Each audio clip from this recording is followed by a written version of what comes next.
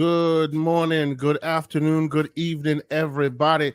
However you happen to be watching or listening to this, I want to welcome you to the latest episode of the Gaming Circle podcast.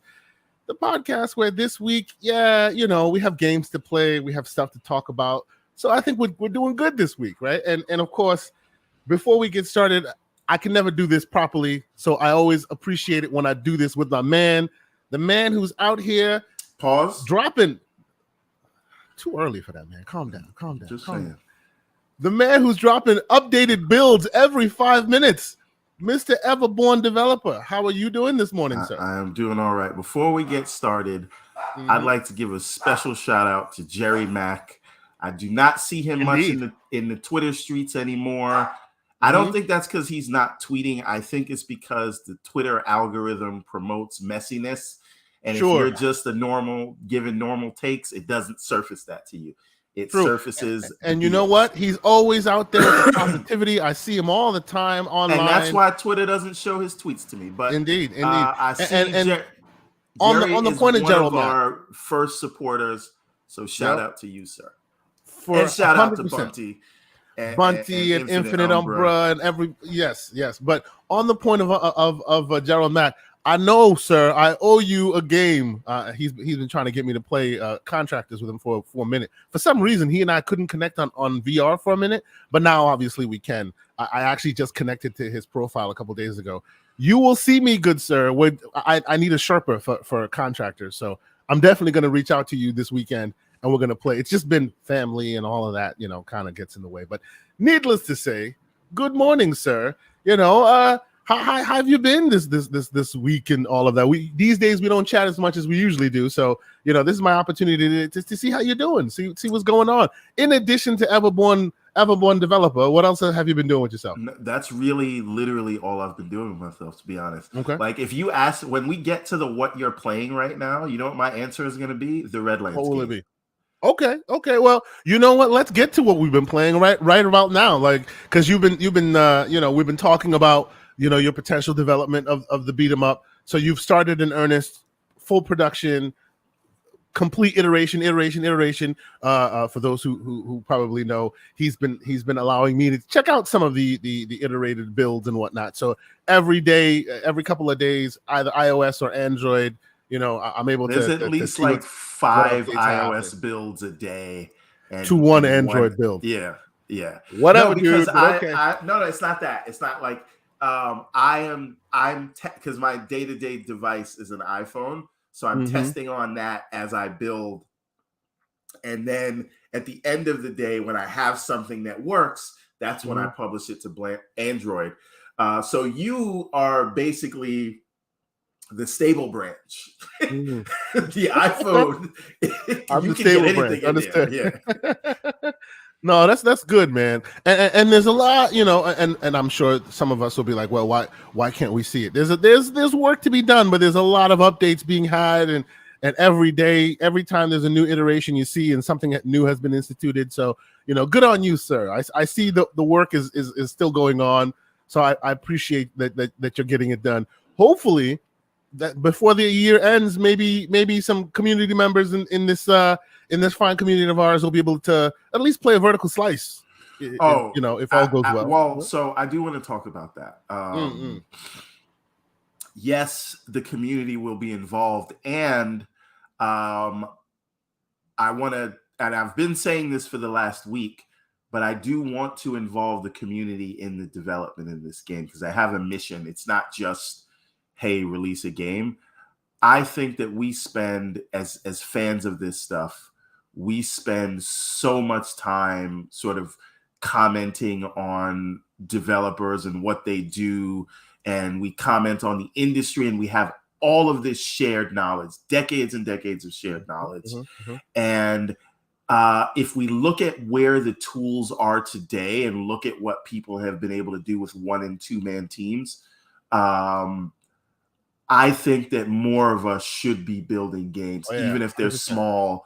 And it will just inform our takes a little bit more. It will listen, and the next great million-seller indie game could come from one of us. Could be yours, yes. And why shouldn't it? So what I plan to do with the Everborn Saga channel, because I know everybody's been waiting for On the Reel to come back. As I'm developing, I just want to live stream. And then you guys will just get to see the whole process. You'll get to see all of my terrible coding. You will get to see, what it is and how. And I'm doing this in Unity. So I haven't, I have like the Unreal Engine installed in my machine, but I haven't used it yet because I'm not a C++ developer. But you don't really have to be a developer to do a lot of this stuff. Once you just understand how the scripting works, anyone can do this stuff. So, and there's so many tools. And what I want to show people is that even if you feel like it's too much for you and you don't know it, Google's your friend. And you're just going to see me say, hey, I need to figure out, how to do a combo counter. Let me go Google that because someone's done that before. And then you see how to do it and then you figure it out, right? And I think a ton of us can do this. And I want to hopefully get the community involved and get everybody to, maybe start greenlighting their own projects. Absolutely wonderful idea, good sir. Absolutely. I think it's a perfect plan. And I agree with you. As much time as we all as a community spend talking, creating content, just, spending a lot of our time in this space, we could be making stuff and potentially talking about the games that we getting paid and getting laid. Talking about the games that we ourselves make, which would be absolutely awesome. So also, you let me know when you're ready to do this. I will promote it as much as I can. It's a absolutely perfect idea. We should all be involved and we should all be standing behind it. I bet another thing, right? Mm-hmm. Anyone who's ever tried to develop a game, right? I guarantee you their takes about what games are trash versus just not for them. Yes, I guarantee you talk about that differently. So absolutely. Yep, absolutely. So, all right. So, of course, we've been talking about what you've been doing, keeping you busy this week, obviously. Still in the gaming space for more development. One thing I do want to add, I have been playing a ton of Streets of Rage 4 and Shredder's Revenge. You may have seen me online. Yes. That's all research. I'm trying to see what they did that worked, what they did that I would have changed, and then I'm changing it for the Redlands game. But the game is going to be very similar to those two because those are my two study cases in building this game. Yep. No, and on that point, real quick, let's have a bit of a quick aside there. You and I had spoken about this a little bit already, and where have you been playing this mostly? Okay, no. Let me say this other thing. Since I got the Steam Deck, I literally have not turned on my Xbox. Now I want to add another thing. Hashtag Steam Deck. I want to add another thing. By the way, Umbra, yes, there will be voiceover work, and I will be. And you know what? Umbra is the perfect candidate. Oh man, what a perfect candidate! If he has not, if his name is in the running, I am officially like nominating as a candidate right now. That man has great VO voice. Let's do that for sure. And this is sort of the Redlands is sort of a fictional sort of mix between the African continent and the Middle East. Are you going to do me like Black Panther? Is that what's no? You going to fill the spot full of non-Africans? I'm sorry. No. But this is the thing. I think this is going to be my claim to fame because I want to do actual African voice actors. Well, I'm ready to speak when you want to help me. Yes, exactly. Yes, it is fine. Yes. So I say that to say, we are going to do that. But to the Steam Deck thing, I have been using the Steam Deck 100% as an xCloud device. So I've still been gaming on Xbox, but it's just been on Steam. And this is what happens when you don't prioritize the box. The ecosystem is wherever you play it.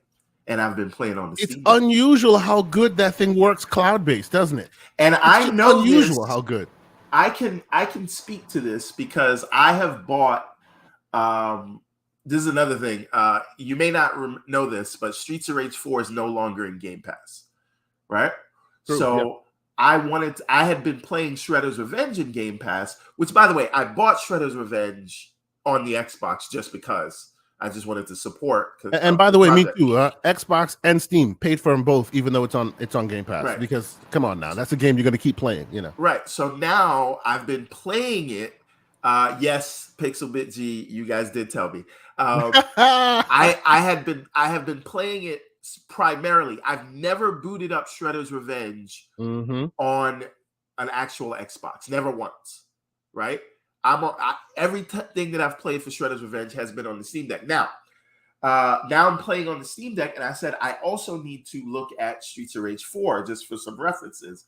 Yep. And it's no longer in Game Pass, so I bought that in Game Pass in Steam so that I could play it natively. And then I just said, why not? What the hell? I'm gonna buy. And shout out to Mr. Joanna Dark live from London. Oh yeah, shout out, good sir. Yes, indeed. Welcome. He said that, and I felt jealous. I saw his pictures. Every time I get to London, the minute I get there, my foot touches ground and it starts to rain on me. Never mind. I'm sorry. It's happened 3 times consecutively. Anyway. Good. So welcome, sir. Make sure you go to the Museum of Science and you go to the London Eye. That's that big fairy thing. Anyway, so then I said, what the hell? I'm just gonna get Shredder's Revenge to play it locally and see it. Literally no difference, right? Yeah. You cannot tell the difference between xCloud for Shredder's Revenge in some and playing it locally. In some polygon-based games, in some 3D games, what I've noticed is you'll notice a bit of wash out. Like for instance, a real quick aside. What do you call it? They have one of these Game Pass mission things. You're playing games, you're earning points.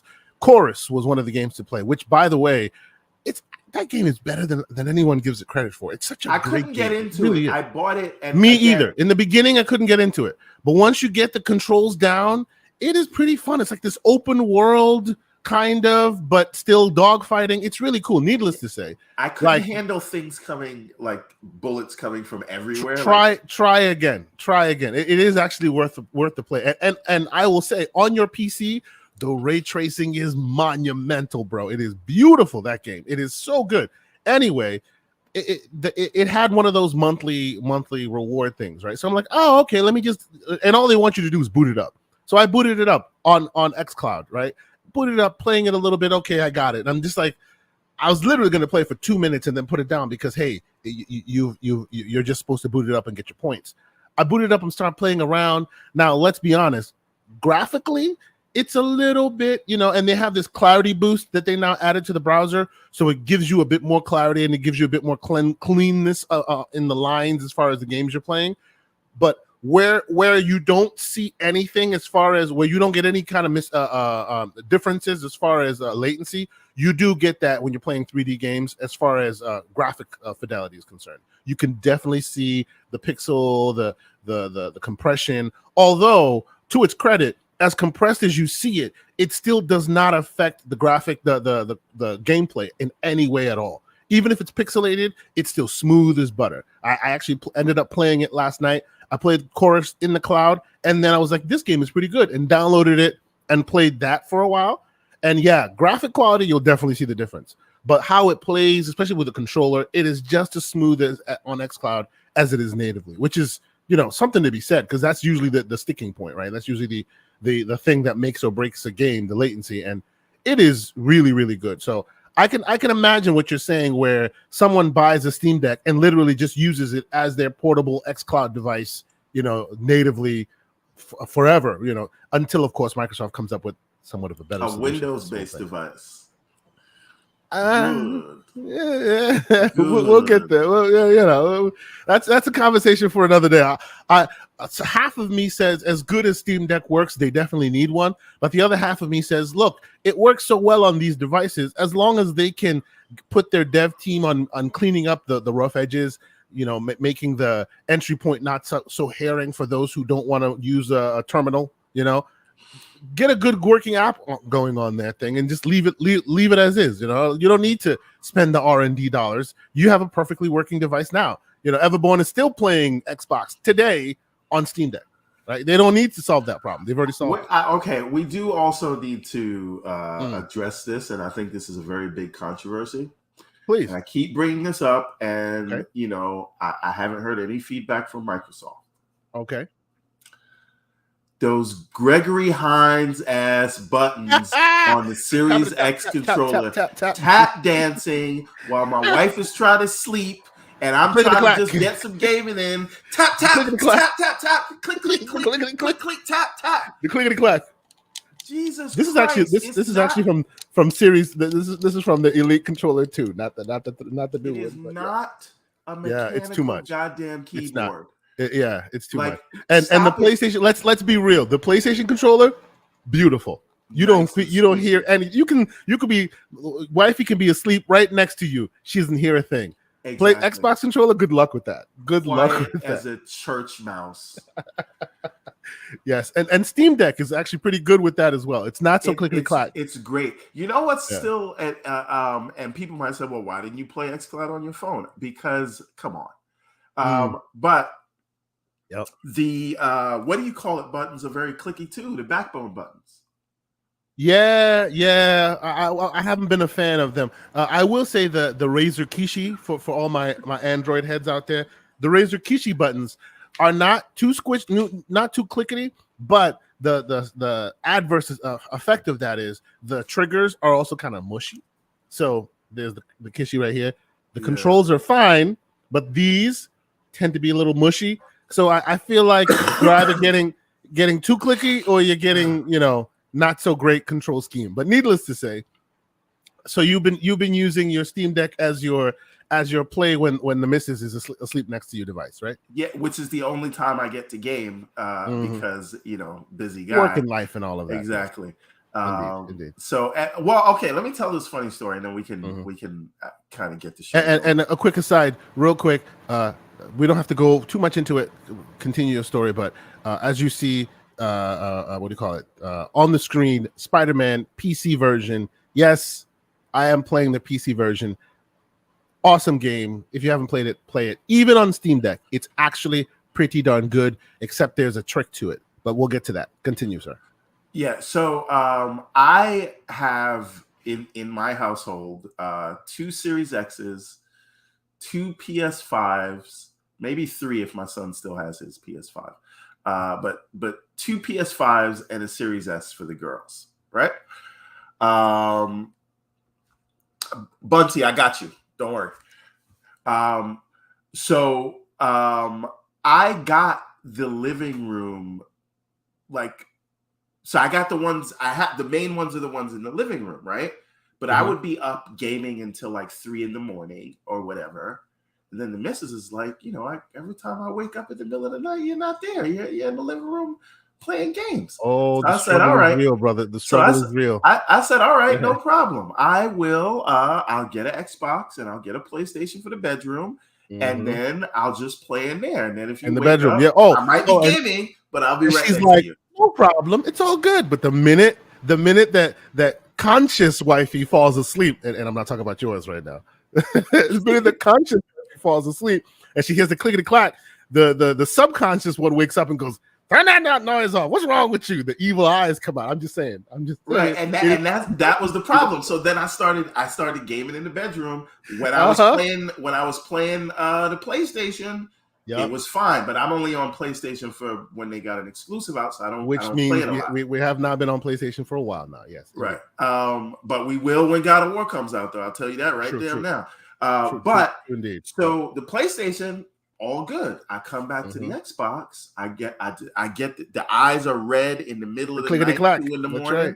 Yep. You know that I have to get up at 6 in the morning, right? So this Steam Deck has been like a godsend. And the best part about that story for you, like on my and it's like you're telling my story, sir. The difference is on the side is when conscious wifey wakes up, she's like, oh, I don't know what you're talking about. I have no issues with you with the controller clicking. What are you talking? Come on, pish off. That never happens. Although subconscious you wifey play the game, it's fine. I've actually even recorded her yelling at me so I could show it to her before. And she was like, seriously? I'm like, you're damn right. Anyway, I'm sorry. Continue.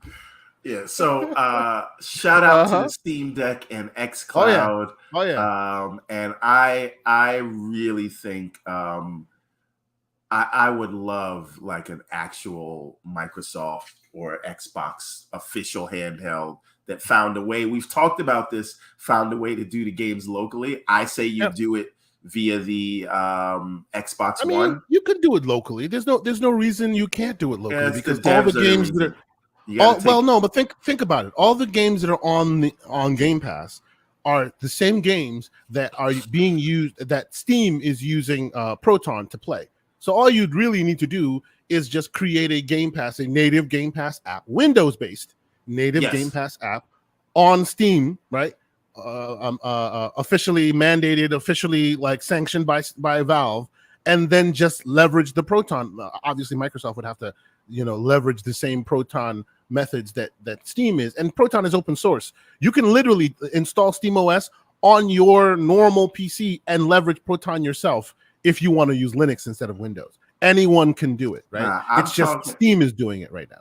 I'm talking about an actual Xbox portable hardware. Well, but the problem is this.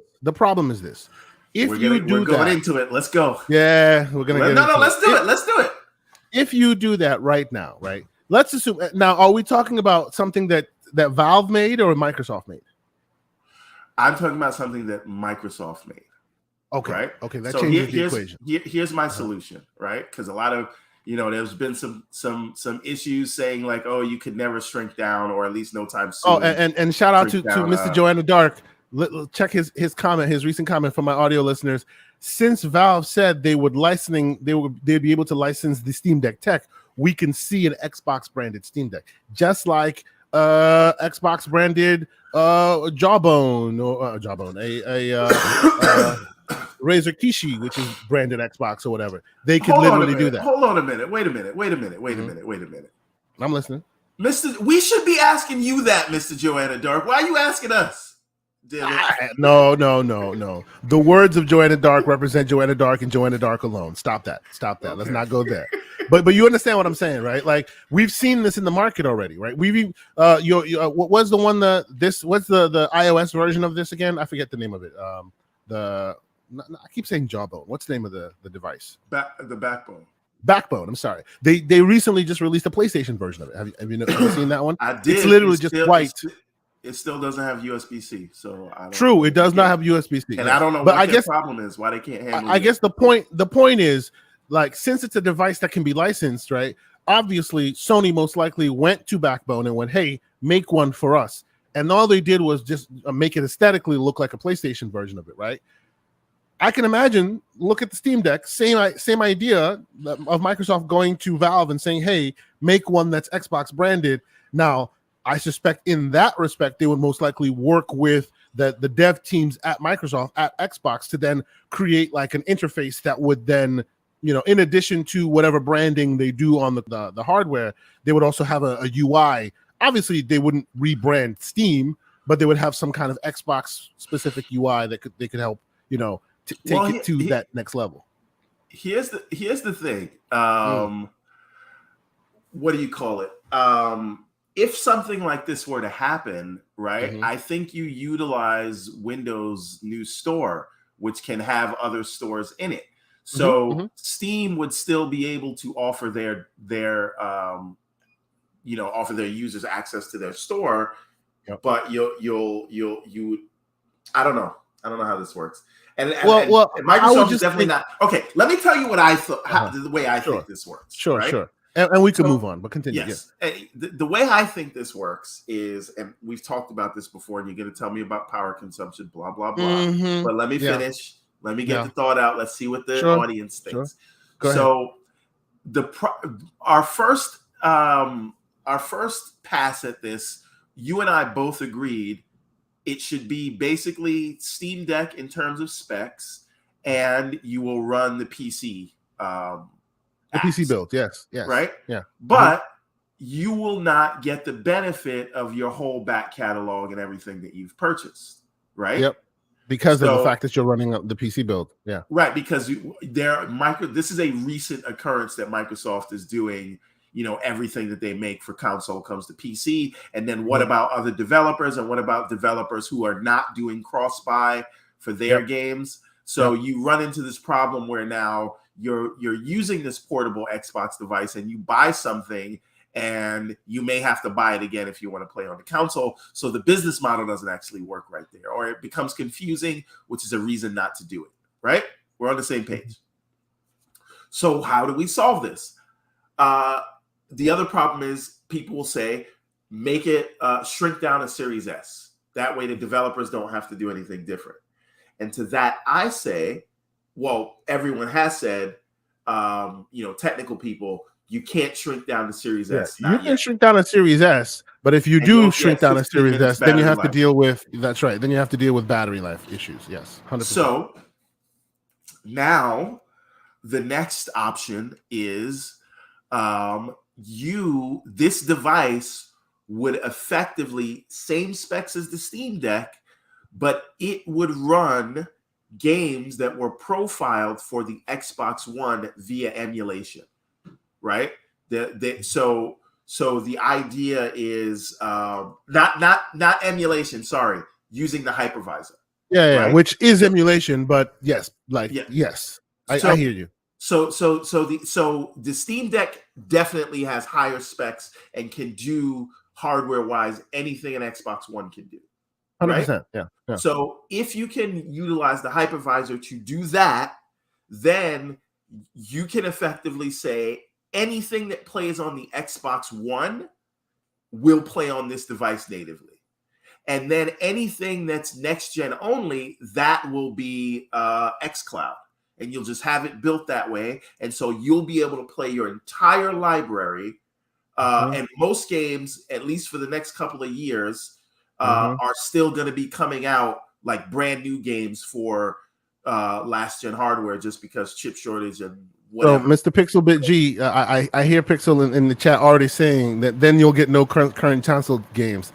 Yeah, but Sir, I've covered that. He solved that problem. He has already solved that problem by saying then you can xCloud. Basically, what Xbox One has done right now is what he's trying to do. Exactly. If you want to play your flight sim, you go to the cloud. If you want to play your old games, then you can play that natively, and both can exist on the same hardware, which is an interesting idea. And remember, this is still a Microsoft device, right?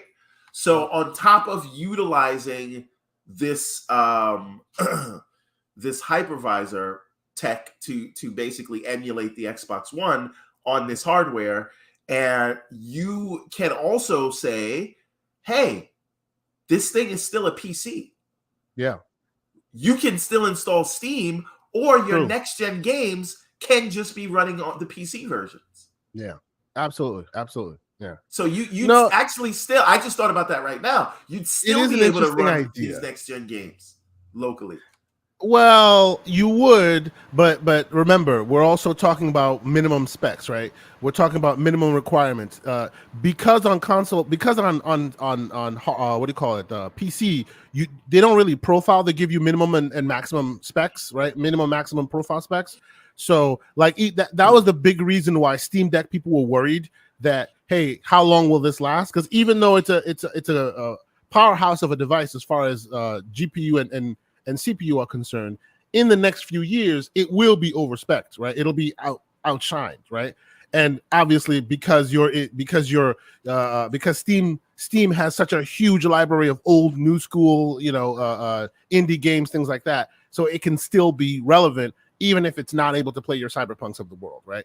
But if you're talking console games, that makes it a little different because, yeah, it is true you can still play your indie games and stuff, but since it's a console, inherently it doesn't allow you to do a bunch of different things. Like a quick example of that is right now, and we'll move forward, but the Spider-Man game you're seeing right now, this is the Steam 3080 big dog PC version of the game, right? But if you play this on Steam Deck, right, it won't hit you 60 frames per second. Don't even try it, right? If you want the clarity to be beautiful, you can have it be beautiful, but then you're tipping 30 frames, 25 frames. It's just a little weird. But as we've said in the past, Mr. Everborn, and you always say, tinkerers are, we don't want to be tinkering. In this game specifically, you can set all the settings to super high, set the resolution down, and then use the 40 frames per second to make it play like buttery smooth, like perfectly.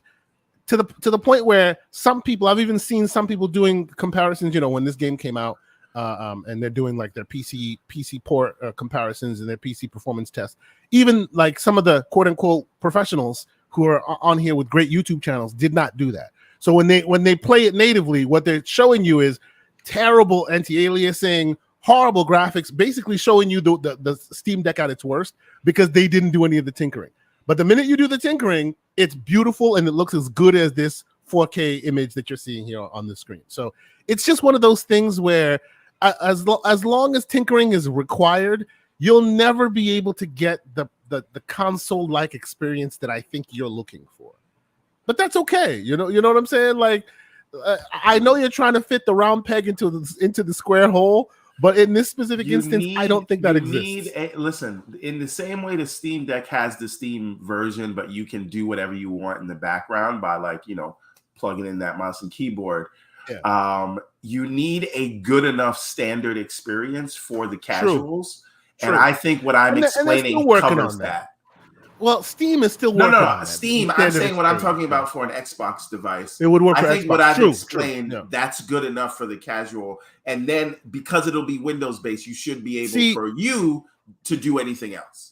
And honestly, if this was the beginning of their foray into gaming, or if they were still formulating their plan, I can see what you're saying.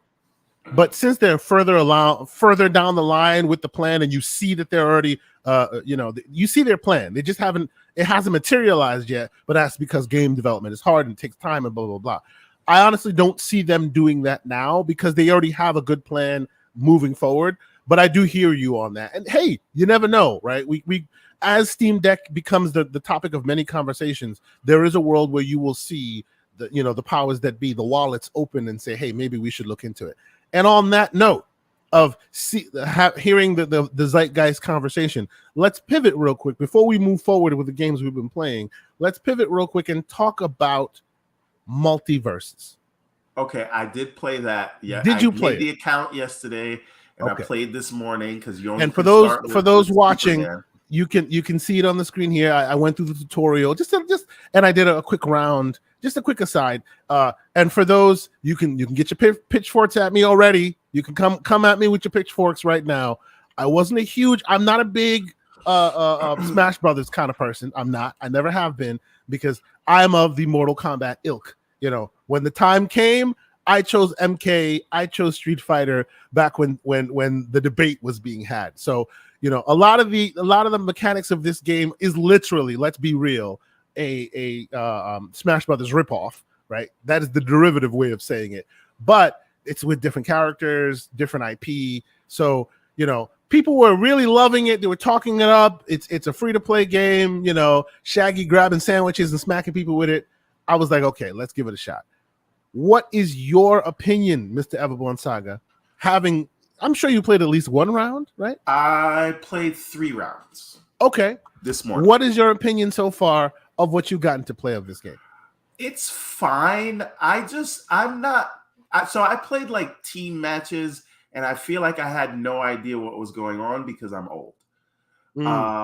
It's very chaotic. The combat does feel fun, but I don't know that I understood what was happening. I felt like I was just mashing buttons more than having an actual. You need to do that tutorial. It's actually more strategic than you think. I did the tutorial yesterday. Okay. And then I didn't remember anything that I did when I just said, let me go play today. Yeah. I've done the tutorial at least 3-4 times because you need to, if you don't, seemingly to me anyway, and chat, please let us know. Wait, hold on. Mr. Joanna Dark. No Sonic yet. No Sonic yet. I can see Sonic. Sega has no problem whoring out that character. For sure. I can see Sonic in here. For sure. So I played the tutorial multiple times because it seems very chaotic, but once you play the tutorial and you play the advanced tutorial, you start seeing that, and you're seeing it on the screen here. There's teamwork. There's classes. You can stop your competitor from falling out of the ring. There's a lot of interesting like dynamics that they've added to this tried and true, Smash Brothers formula that kind of, elevates it above what you would think of when you think of like, a Smash clone. It's not that. Well, it is that, but it's more than that. It's very interesting. It's just like you're saying, specifically beyond a 2v2. If you're getting to the higher levels, it looks like it becomes very chaotic. And unless you have 4 players that all really know, well, not more than 4, but people who really know what they're doing and they're super experienced, it's just a mash of chaotic mess, right? So I've been sticking with the 2v2 so far. I also don't know what are the rules to knocking someone out of the ring, like how exactly yeah, that's the thing. You see, okay, so and no this will be this is like Congress explaining the concept of GPS to Congress, but we're gonna do it. So you see how you see Mr. the Google's zero underneath. Why doesn't my iPhone connect to my Apple AirPods? Why is it that when I ask the internet for something, I start getting it everywhere I go? Anyway, listen, you see that zero beneath the character? Okay. The lower the character is, the more resilient that character is, right? So basically, every time it takes damage, that number rises higher and higher and higher. When it hits, I think 150 or up above 100, then the resiliency is a little less. And the idea is, somebody hits you out of the ring, you have the resiliency to bounce back, and either you touch the wall and you bounce back, or you high jump. See, look at Wonder Woman right now. She's at 100, and I'm at 0. At this point, if you're able to hit her out of the ring far enough, she won't have that resiliency to be able to bounce back because she's at a very high, like a damage level. You understand what I'm saying? That's literally the basis of the game. Okay. Getting your characters, like getting the opposing characters so high in damage points that when you hit them out of the ring, they're not able to come back. That's literally the long and short of the game. Okay. Let's be clear. I personally have never been a fan of this kind of mechanic. And yes, we call it a Smash Brothers clone. There have been others that have tried it. Smash Brothers is the only one that has been successful to continue to do this over and over and over. Brawlhalla is very big on mobile, right? True. Brawlhalla is big on mobile. Nickelodeon did a version of this. Even PlayStation has done a version of this. The reason why I wanted to bring this to your attention, and the reason why I want to talk about it, is because I want to kind of pivot this into more of the normal news that we're talking about, and we'll get into the more news stories. Do you think, after playing this, do you think that it is time for Microsoft to potentially, because all the others have, right? So Nintendo has theirs, very successful, right? Third parties have tried their hand. This is the latest third party attempt, and by all accounts, it's seemingly working for them, right? It's pretty good. The microtransactions aren't ridiculous and egregious.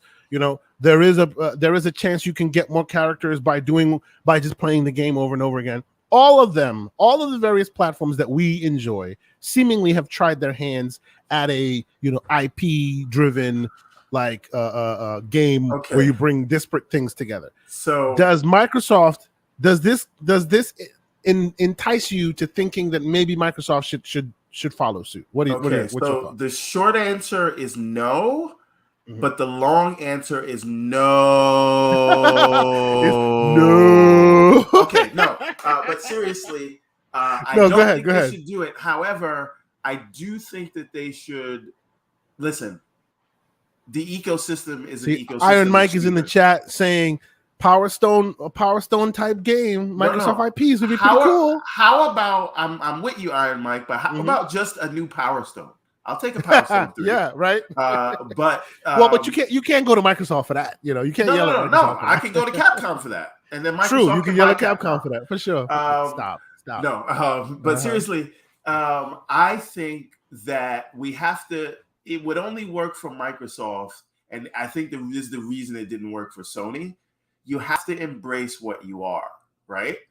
And I think for Microsoft, they don't necessarily need something like this with their IP, but what they could do is a hero shooter with okay, their so let IP. me be clear. Let me be clear here. I don't mean this specific aesthetic. I don't mean specific a Smash Brothers like or a Mario Kart like. I don't mean specifically that. I hear you on that.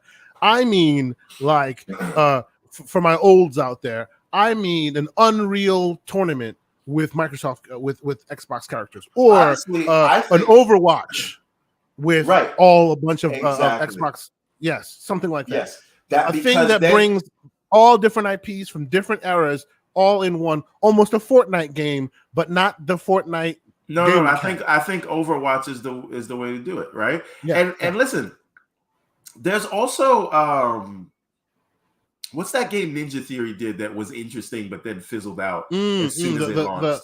The melee based game. I forget the name of the game. As soon as it was their passion project that Microsoft allowed them to release. I forget the name of the game. You keep talking, I'll look it up. Go ahead. Yeah. So I think you do something like an Overwatch, but honestly, I think that's Bleeding Edge. Yeah. But I think you do something like an Overwatch, a hero shooter with all of Microsoft's IP, but you call it, wait for it, Quake. I think that's what the new Quake should be. Yes. No. See, but if you did that, although I hear what you're saying and I see the cleverness of the idea, if you did that, it would devalue the Quake brand that a lot of people know and love. I know you don't know and well, I don't know. Don't do you have it? Me and my Quake. Because people love the Quake IP, and it's not just the name. They love the name. They love the actual game, the campaign. They remember Quake. I don't know anyone that talks about the Quake campaign.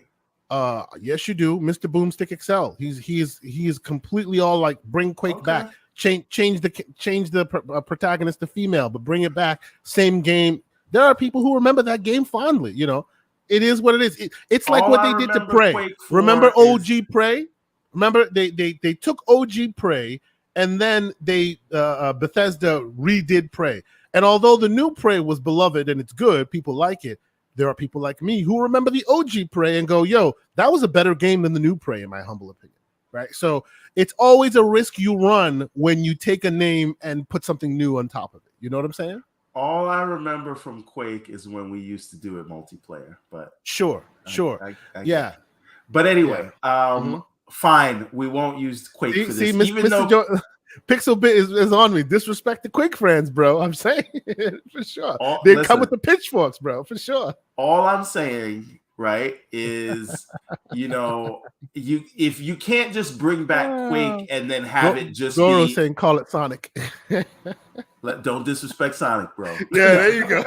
No, but you can't just bring back Quake and then have it be another Doom. I think you need to do something different so that it can stand apart. And why not? They're not doing anything with the IP right now. So why not change it around? Well, but that's the thing. I suspect they want to get back to that IP. Just like they Doomified, just like they did Doom last time around, right? You know how they took an old IP that only the olds remember, right? And they gave it new life. Same thing with Wolfenstein. Exactly. And I think Quake is next. Okay. So instead of replacing it with something, all right, I think they're going to redo it. Okay, I retract the Quake thing. He retracts the slander, ladies and gentlemen. I don't really I'm not. This is like when you apologize. It doesn't speak to you. I'm not really sorry, but because you guys are so hurt, I'm going to say I apologize for this. Now, no, but I hear you. For those, if you're from the new school and you know Quake as a name, but you don't know it as a brand, replacing it and putting something new there would be interesting. I do hear you on maybe a tried and true brand that then you can piggyback off of. So maybe Overwatch presents something, right, with various characters, and obviously this would be after ABK has all the dust has settled. Possibly you go down that route, but I will tell you honestly, playing this as much as I have played, and I haven't played too much, but I can see it. I can see not specifically this game or this aesthetic exactly, but I can see the appeal of having multiple characters from different disparate brands, IPs, all playing in one in pond, a you know, shooter everyone enjoying it. because Yeah, it's I can see it. Xbox. And obviously because it's Xbox and everyone has tried it, right? I actually think PlayStation should have tried it again, but not exactly a clone of like this. No. Right? See, for PlayStation, for this to work for PlayStation, though, Mm. Again, you have to embrace, you know, what you are. I think for it to work for PlayStation, it wouldn't really be something like a multiplayer thing. I don't know. I feel like Well, for but okay. So, hold on, let me finish. Sure. I think for it to work for PlayStation, it's something like what's the name of this game? Kingdom Hearts, where there's some world where all of their IPs get together and it's a story-driven thing. So basically what you're saying is have Square Enix make a Kingdom Hearts specifically for PlayStation characters. So instead of Disney, it's all PlayStation you're embracing what you are, just like Xbox wouldn't make one or the robot game that they did for I hear you on that. I do hear you on that. Sony's gonna make something with a great story that pulls in all of their characters. See, somehow. Hear me on this one, okay? Instead of this kind of aesthetic that they did and PlayStation did this and it failed, they should have done, you know, Yakuza does a fighting version of it, like Yakuza, huh? Judgment, right? Yes, they did it. Well, Judgment is more beat 'em up. There's an actual tournament fighter almost. I didn't know that. Yeah, there's almost tournament fighter where different characters and they're literally just it's a beat 'em up. It's a fighting game, like almost Mortal Kombat, but with goofiness, right? Because Yakuza has that. Imagine doing that, but with Sony characters. I should be ashamed. So look at me, the Sega guy that didn't know this. That should be ashamed. Oh yeah. It's really interesting, and they all have their cool, goofy aesthetics, but they're in a real world. I think Sony doing that with Joel in it and with all these various characters, it'd be cool, right? It's just I think the problem with Sony was they did this exact thing, which maybe was not best for their characters. This Smash Brothers which I in my opinion probably would have been better. Nintendo does better here, right? I think that Sony should have probably stuck to more of that beat 'em up kind of Yakuza like a dragon style, you know, over exaggerated realism thing that they had going. I hope that they don't let this stuff sit. And as this specific game becomes more and more popular, I hope they revisit, you know, that kind of game and all that. Are you gonna play some more of it? It's friendly to kids, you know. No, my kids play Roblox, Genshin, and Minecraft, and my son's busy with girls, so he's not paying. And my son is playing girls. Okay. All right, man. All right. Well, let us move on. There are a few topics I want to cover today. This week we're keeping it a brisk 2 hours, ladies and gentlemen. A brisk 2 hours. People, I'm gonna say yeah, right. He's calling BS on it, but I'm sticking to it. That's where we're going. But let us move into the news stories that we've been talking about that we want to discuss this week. And we'll start light. I heard this little and I brought this to Everborn's attention, and I thought this was an interesting thing to bring up because we on the show have been talking about this for a little bit of time right now, right? If you want to see what PlayStation is going to be doing, don't necessarily listen to what PlayStation says. Look at what Microsoft did before. Listen to watch what's been successful for Xbox up until now, and you'll see most likely what Sony is doing as well. And in this story, it seems to suggest the same thing, right? It looks like although you have your God of War that's playable on Steam right now, you have your Horizon, you have your Spider-Man now, and you can literally just hit play and you're playing it. There are suggestions now that say that pretty soon, you know, when the time will come when in order to play them, you'll need a PlayStation account, even on PC, which, you know, the initial idea of that, you might think, oh, that's kind of bad, right? But I'm hoping, and maybe I might be Pollyanna in my hope, but I'm hoping that this also means you buy it on PS4, PS5, same PSN account, you sign into your launcher on PC, on your PlayStation launcher, and you'll be able to continue playing and your saves carry over and all of that. The reason why I say this is because they've specifically noted in their FAQ page, you know, can I save my games, if I buy it on if I have it on console and I buy it on PC, can I save? And all of them say currently it is now not possible to do that. If I bought my PlayStation, if I bought a game I already own on PlayStation 5 on Steam, will I be able to play the same thing without buying it again? In the fact page again, it says currently it is not possible to do that. And there currently keeps coming up. So it's making me think that, hey, that currently is saying a lot, that very soon it's not going to be currently anymore. What do you think, Everborn? We've been talking about this for a while. Do you see this as where we have seen this going? They're creating their own launcher. I do think they are creating their own launcher. I do think they are. Again, I keep saying this. If you want to know where PlayStation is going, look where Microsoft was a few years prior. Yep, right? Indeed. So I do think that they're having the ecosystem view because, again, the console market is what it is, right? And you're either going to be okay to make that money and have that number of customers who are aging out, and as they get younger, they're playing less because they're using other other platforms like mobile and PC and soon to be cloud and things like that. So console, again, it's super important to us, super important to me. I believe you should be gaming on a couch.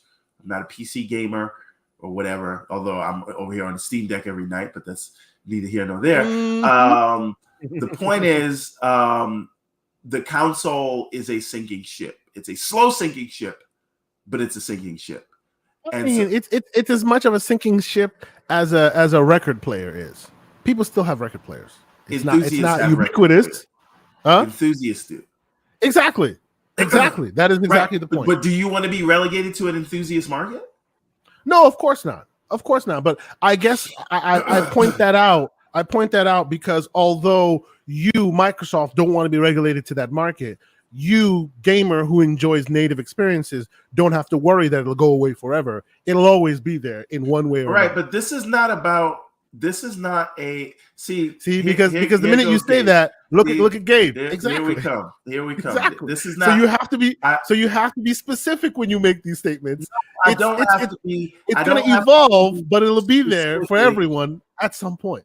We can take what I'm saying as a good faith argument. Sure, right? sure. I'm not being hyperbolic. I'm not fear mongering. The point is, why is there only every generation? It's very slow sinking. Maybe it's going to take 20 years to sink. Well, no, but take 30 years to sink. But Gabe, just to answer your question, it's sinking because Jim Ryan has even said so, right? He's come out and pointed directly at his own warriors and went, "You're not enough." That's what tells you it's sinking, right? Because if they were enough, he'd be high on the hog enjoying his money. But now they're diversifying and they're going into the PC space and they're doing all this stuff because whoever the you is in this instance, it's the console player, are not enough. So that's where it's sinking. I'm sorry, continue. No. So here's the thing.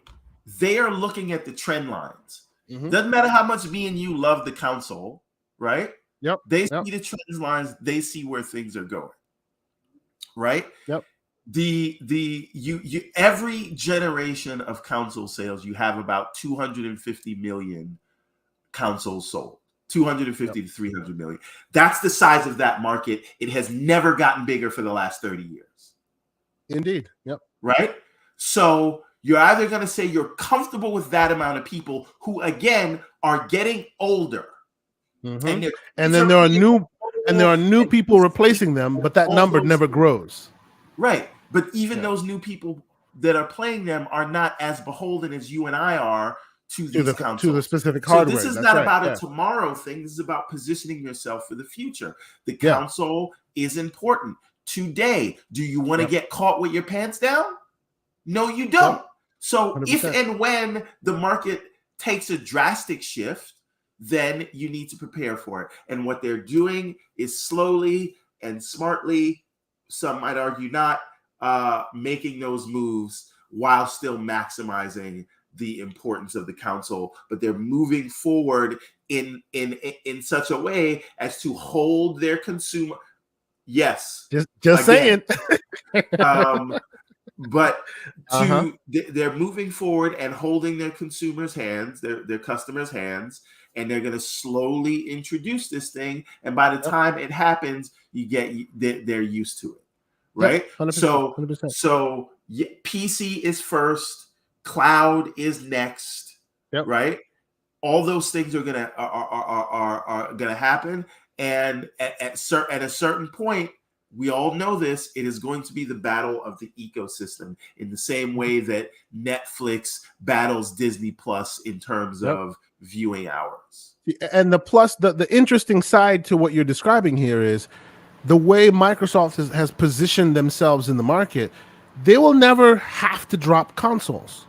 They don't have to drop consoles, even though what you're saying is 100% correct. There's a world beyond consoles out there, and they've seen that world, and they're preparing for that world. But they don't need to drop it anytime soon because they've basically aligned their development environment to literally be a console development environment. So as long as you want a console, we got one for you. Even though we're going to move beyond it, even though we're no, I'm sorry, I apologize. Even though we're going to move beyond it, even though you're going to get the Kojima game that can't play on any one console, there will always be an app that will tie into the cloud that will give you that console-like feeling if you so choose, right? And since they're developing and they're literally putting console SoCs in the cloud in their data centers, you developer can always just be building console games and still just be happy and not have to worry about, okay, well, I'm going to go build this one on this here, then I'm going to go build that on that there. Because in that world, console games last shorter. Because at some point, when console games become a thing that requires work, less and less people will want to do it when it's ubiquitous everywhere and people are playing on their phones and they're playing everywhere else. Consoles will get short shrift. But in Microsoft's way of working, right, where you're developing on the same platform and it becomes a PC game versus a console game versus a cloud game, you can continue having your console games if you so choose in perpetuity. You just may be there may be fewer and fewer of you to go out there and buy that Matrix Blu-ray DVD, right? Well, there's less and less of us that need that, but it still exists. Of DVDs, right? We don't go we did in the beginning when Netflix came out. I'm never getting rid of DVDs. Quality and this forever. And I still looked at the Matrix 4K Blu-ray disc over there a couple days ago. I will never lose it. But I understand. You also never watch it again. The point is, you'll watch it on streaming. No, that's not true. You'll watch it on streaming. You will not watch that Blu-ray. I promise you. That's not true, because if you are a person who owns a TV of any kind of substance, you are that person that is predispositioned to watch that Blu-ray. But if you're a person who's just who cares? Let's just play. Yeah, obviously you go for convenience. But I guess the point is both are viable options in the world we live in today. Just because one is growing doesn't mean the other will disappear forever. It just may shrink. Let me put it to you in this way.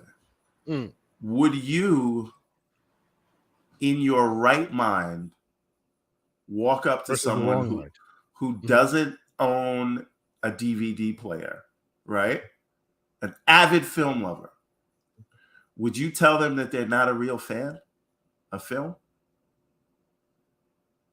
In 2022, they've never owned a Blu-ray player. No, they don't own a Blu-ray player anymore. They watch movies and they do it primarily through iTunes and Netflix and Disney Plus. No. See, the reason why I cannot hate on that person.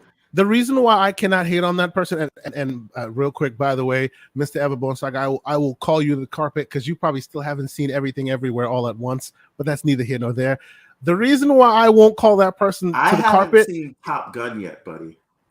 Neither have I. Fraud load on both of us. The reason why I won't call that person out is because a film is beyond its cinematography. It's more than just like a game, right? It's more than its graphics. It's more than its cinematography. It's more than the hardware that it's playing on. That's right. So yes, you'll benefit from it if you have that hardware, and that's great.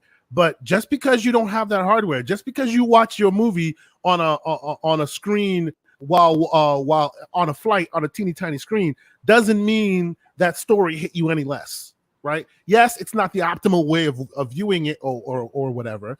Or if you're playing the game, it's not your optimal way of playing it from the cloud. But as we've already discussed, with latency becoming becoming less of an issue, if you're okay with the visual limitations, which many of us tend to be okay with as the hardware All you matures. have to be is good enough. But the point the point that I'm making is people who love film and have grown up using physical media, now they still love films. Film hasn't been hurt. The industry has not been hurt. And they're still buying their movies digitally and watching them and loving them. So new films are still being made and they're amazing. And hardcore film lovers primarily use streaming, and it's okay. And nobody died, and they didn't kill your baby. And there are still a subset of filmmakers who are still gung ho about physical media, and they also exist today, and that's still okay. That's the point. Right? There may be we are now in the Rubicon where everything is switched, where digital is everything and physical is a dying breed, and it'll continue to be a dying breed. But it doesn't mean that it's non-existent. People still can still do it. I'm not making bad face argument. Like I feel like we're going to the worst possible take on what I'm saying. All I'm saying is that where things are going, a physical console in the future will not matter. And it's not needed. Yeah. And you will be okay, and your gaming life will not be hurt by that. Sure. And that's all I'm saying. It's a matter of choice, and right now you want that physical media, and you continue to have it. And there will be a time where you may question your choice of having the physical media when the digital becomes so ubiquitous and so indistinguishable from the physical that you may choose to just go all digital. But that choice will always be yours, I think. There will not be a world where you don't have that. I want to add one completely unrelated point. Shoot. I saw a lot of people sharing some news that Disney has surpassed Netflix in terms of subscriber count. That's fuzzy math. Well, yeah, it is not. Disney Plus didn't surpass anything. Yeah, it's fuzzy math. It's basically what PlayStation's doing, right? They took PlayStation Now, added it to their new Essentials thing, and went, see, look, we have so many subscribers. No, you just took this service, took that service, combined them, and went, look, see, so many more subscribers. They didn't even do that, right? The services are separate. Sure, you can buy the bundle, but what they were saying is Hulu subscribers plus ESPN subscribers plus Disney Plus subscribers now have 1 million more subscribers than Netflix. And Netflix, yes, which is exactly the PlayStation way, right? Yeah, we have this subscription tier over here. They were doing something, had nothing to do with anything. We had another over there that had nothing, and we're bringing them all together so we can tell the tale as if all of our own, their tale is all of our own properties together account for more than Netflix. Which, sure. But come on now, that is fuzzy math. No, my point is they don't all say Netflix. They don't all say Disney Plus. Yeah. Right. So Disney is not lying, right? But what I'm saying is it's being reported as Disney Plus, surpassing Netflix, which is not what happened. Yes. That Disney Plus service has not beat Netflix, right?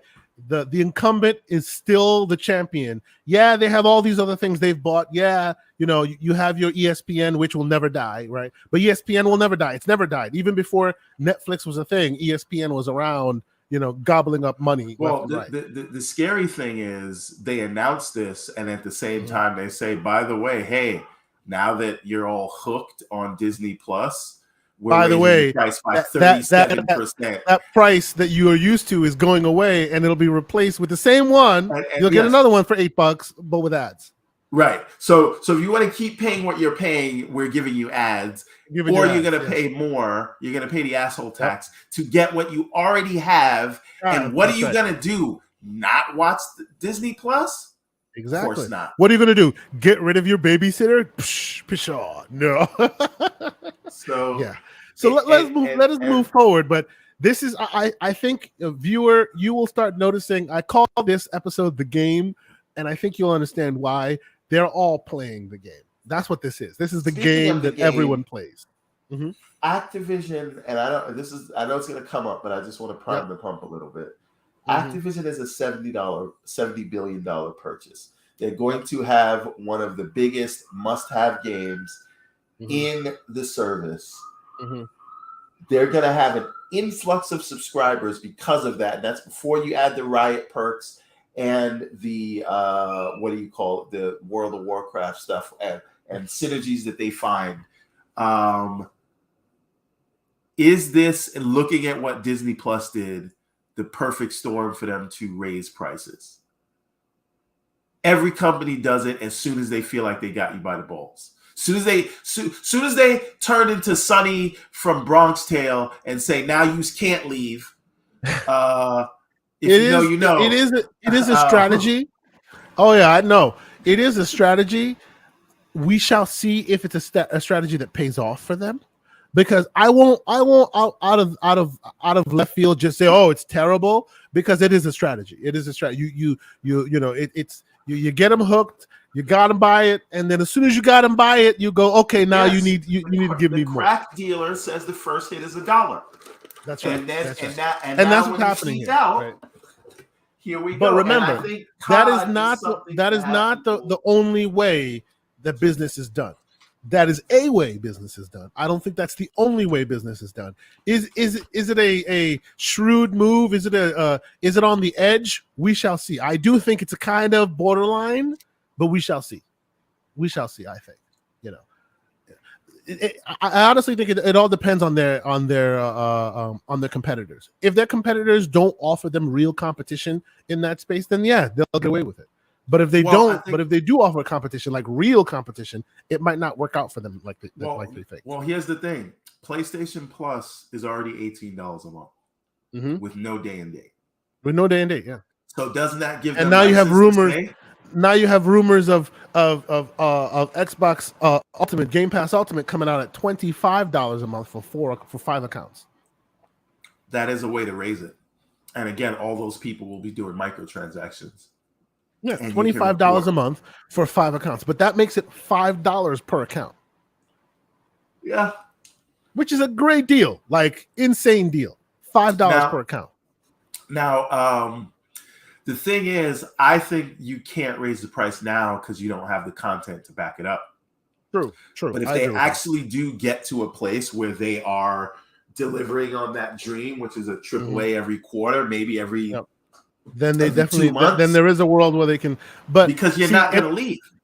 And even in that world, though, like, and we can talk about this when that time comes. But even in the world where they now have the content to justify the increase of pricing, I don't think Microsoft increases pricing just like these guys are, like your Disney Plus is. Like, oh, by the way, here you go. I think Microsoft spends a lot more time on their perception of the market, like how they are perceived by their consumers. I don't think they just rip off the Band-Aid like others have right now, because they think that would be a bit more, it wouldn't go well for them. What do you think, everyone? You think they just go, yeah, we're increasing prices? Or do they do it when you're locked in, right? They like, okay, because you got to think, man, if they one, COD is going to be in the service, right? You're not going to leave if you're going to get these perks from COD. Maybe they'll do something with Warcraft. Then you add that they're what Bethesda's working on, that Riot Games deal by itself is like $600 something a month, bro. It's just nuts what you get when you sign up. If you are a Riot Games player, like what they're giving you as part of Game Pass is just insane. And let's be honest, right? It's all fuzzy. It's all fake ownership, right? Because it is just ones and zeros you're paying for, but people have been paying for them. Like you've been paying. Like Riot Games now has a monthly active user base of over 180 million people paying for these games. And the minute that all of a sudden you can offset your costs by going to Game Pass, that I raises that really ceiling. would love Ridiculous. to understand how the economics of that works, because if EA is getting a cut of your ultimate revenue, and now you're going to have to give you're going to also have to give Riot a cut of your ultimate revenues. Shout out to Paulie Baba. How does that work? Like, where are they subtracting that from? Yeah. How many pieces are you going to cut that pie to where it's still viable for you, where it's still worthy for people to come to your platform? Unless the way they're paying them is based on usage, because then that can be different every month. So if more people are using Riot, then they'll get paid more versus the EA all access catalog. And of course, the microtransactions. Shout out to Pixelbit. Yeah, absolutely. The microtransactions. But Microsoft really wouldn't be getting any piece of the microtransactions unless that's a deal that they worked out at the back end. Yeah, right. Because Riot doesn't have any games on Xbox. So how you know? Well, so, for now, but again, people seem to forget that Riot has already telegraphed that they're building PC console games. They have adventures games coming. They have fighting games coming, all on console. They have telegraphed that. So yes, they've made their deal with Microsoft today, but like when they made that, when they telegraphed that, nobody was paying attention to them because at that point they were PC company, right? Console people who care, they are coming. They're coming to your console very soon. And this deal tells me that when they do come to the console, Microsoft will get first dibs because they're already in bed with them, you know? So it'll be very, very interesting to see where this goes. But let us move along. Let's talk a little bit more about, you know, some of the games that are being played here in the industry. Hogwarts Legacy game is delayed till February 2023. I bet. Were you surprised by this news? Not in the slightest. Why is that? Because look at the delay. Now, it doesn't look like it's much of a delay, does it? It looks like it was 2022. You know, it was holiday 2022, and now it's February 2023. From a completion of game perspective, I don't think that's enough time to do anything. So does that tell you this is more of a strategic business case? What? Just like Midnight Suns, and forgive me, there's a Midnight Suns one that's also been delayed. Delay. What do you think? Saw an article from comicbook.com that said people wanted to get out of the way of Ragnarok. And there's a very real world where you say, look, I could have had this holiday season all to myself, but why fight it out when I can move to February and basically have that month for myself? But do they have February to themselves? What's coming out in February? That is a good question, and I should have answered my own question before I asked. But let's go. Continue. But I want to take a chance to point this out, right? Because I actually jumped into the last few minutes of DPS this Thursday. I don't know if you caught that. No, I did not. So Forte and I were debating with Slow-Mo, who is conspicuously absent today. He's not here today. I think it's because he's running scared. Okay, I said it. I'm gonna clip this and send it to him, right? Please do. Go ahead. So, Slow-Mo was talking about mismanagement and why can't Microsoft get a game out and all these things are delayed. I just find it hilarious that all the games that we got this year were games that were delayed from last year. Last year, of course. Every one of them. God of War, GT7, Forbidden West, Elden Ring, Sifu, you name it. They're games that were supposed to come out in 2021. I mean, stray, but okay, continue. My point is, so now all the 2022 games are now moved to 2023. Microsoft moves their games and everybody loses their effing minds, right? everybody else gets delayed, and Microsoft gave them the template. We're just going to put out a tweet with a JPEG that says, "Oh, we're sorry, we care about quality, so we're going to." Well, the template. To be fair, that template came, and that's been many years before. But in recent years, I would say that's more CDPR's template. Is that how they delayed it? That's how they delayed Cyberpunk multiple times. So the point is, they delay these things, and everybody's like, "Sure, take all the time you need. Make the game better. This is disappointing, but you do what you got to do. Quality, quality." Shout out to but Redfall and Starfield get delayed, and the you know why though. You know why. Yes, you know why. Stop making that one-sided narrative argument. You know why. I expect more from smarter people. And what we can say, I know why, but I don't know why, right? The fact is, well, listen, if you don't want to hear why I think it is, because nobody wants to listen to reason. Right? Nobody wants to hear the same conspiracy theories over and over and over again. Yeah, you guys don't want to listen to reason, but I bet you get those dates as soon as the deal is closed. Which, by the way, Jez thinks is going to happen this year.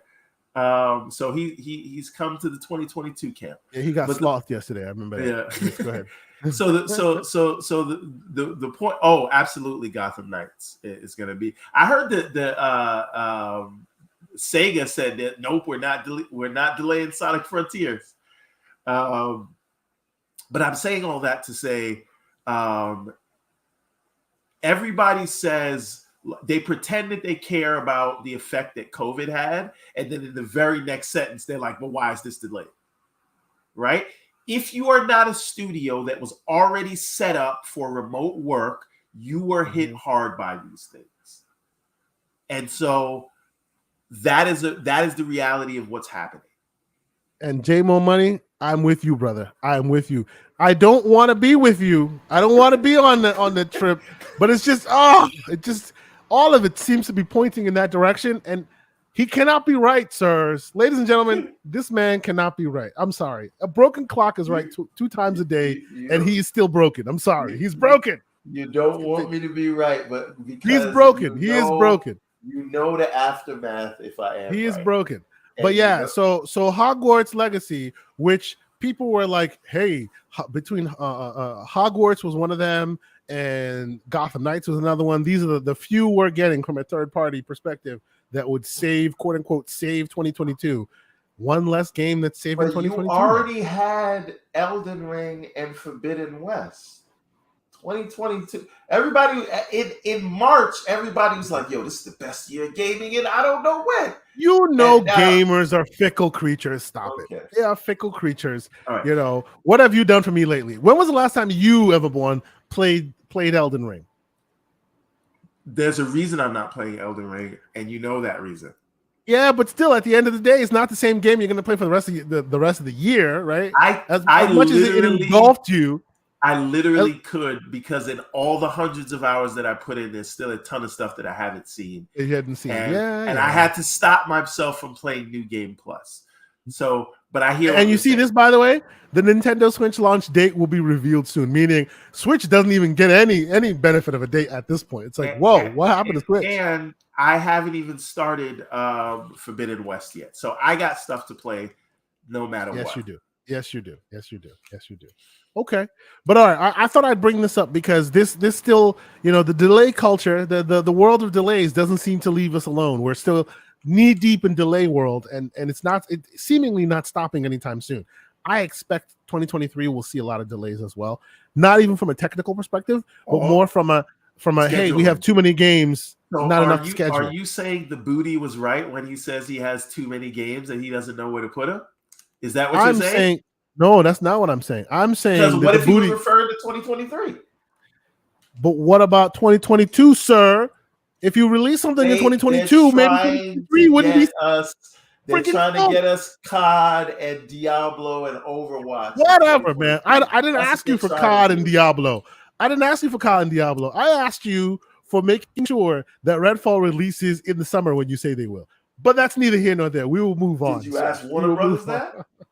about Hogwarts Legacy. I didn't need Warner Brothers to provide me third party goodness. Uh-huh. I just need my first party to be there when I need them. But let's move forward. Okay. Before we get into the main story, I kind of wanted to have a conversation about this because this has not been blowing up as much as people, as much as we pay attention to the internet, we pay attention to Twitter and what people are saying and all of that. Everyone in the platform game, whether you be Sony and Microsoft, Steam, whatever platform you would, they all play the game. And this is Nintendo's game. This has come out. This is a very recent story. It hasn't caught a lot of fire just yet because this is just the very second report of it. But broad strokes, basically, Nintendo has a bad work environment, and when you call it out as an employee, you get fired for it. If you talk about potentially wanting a union, you want to unionize, the thing that has caught all the flame at ABK, yeah, they fire you for it. It's been happening more and more, and this is not Nintendo of Japan, where people can quickly go, oh well, that's their culture. No. This is Nintendo of America. This is Fizume's Nintendo, right? Obviously, Fizeme has now retired, but presumably you'd think he would leave. He left a better legacy behind him, but clearly it looks like him leaving.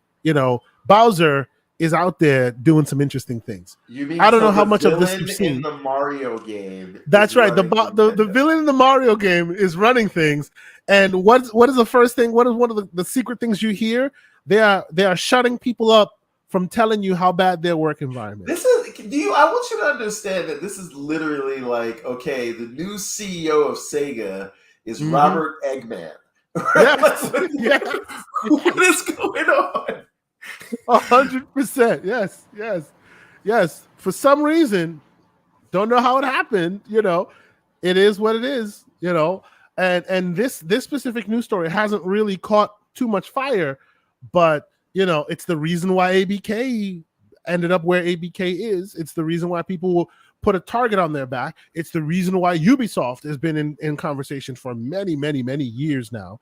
We're not specifically with Nintendo. We're not talking about like harassment as far as sexual harassment or anything like that.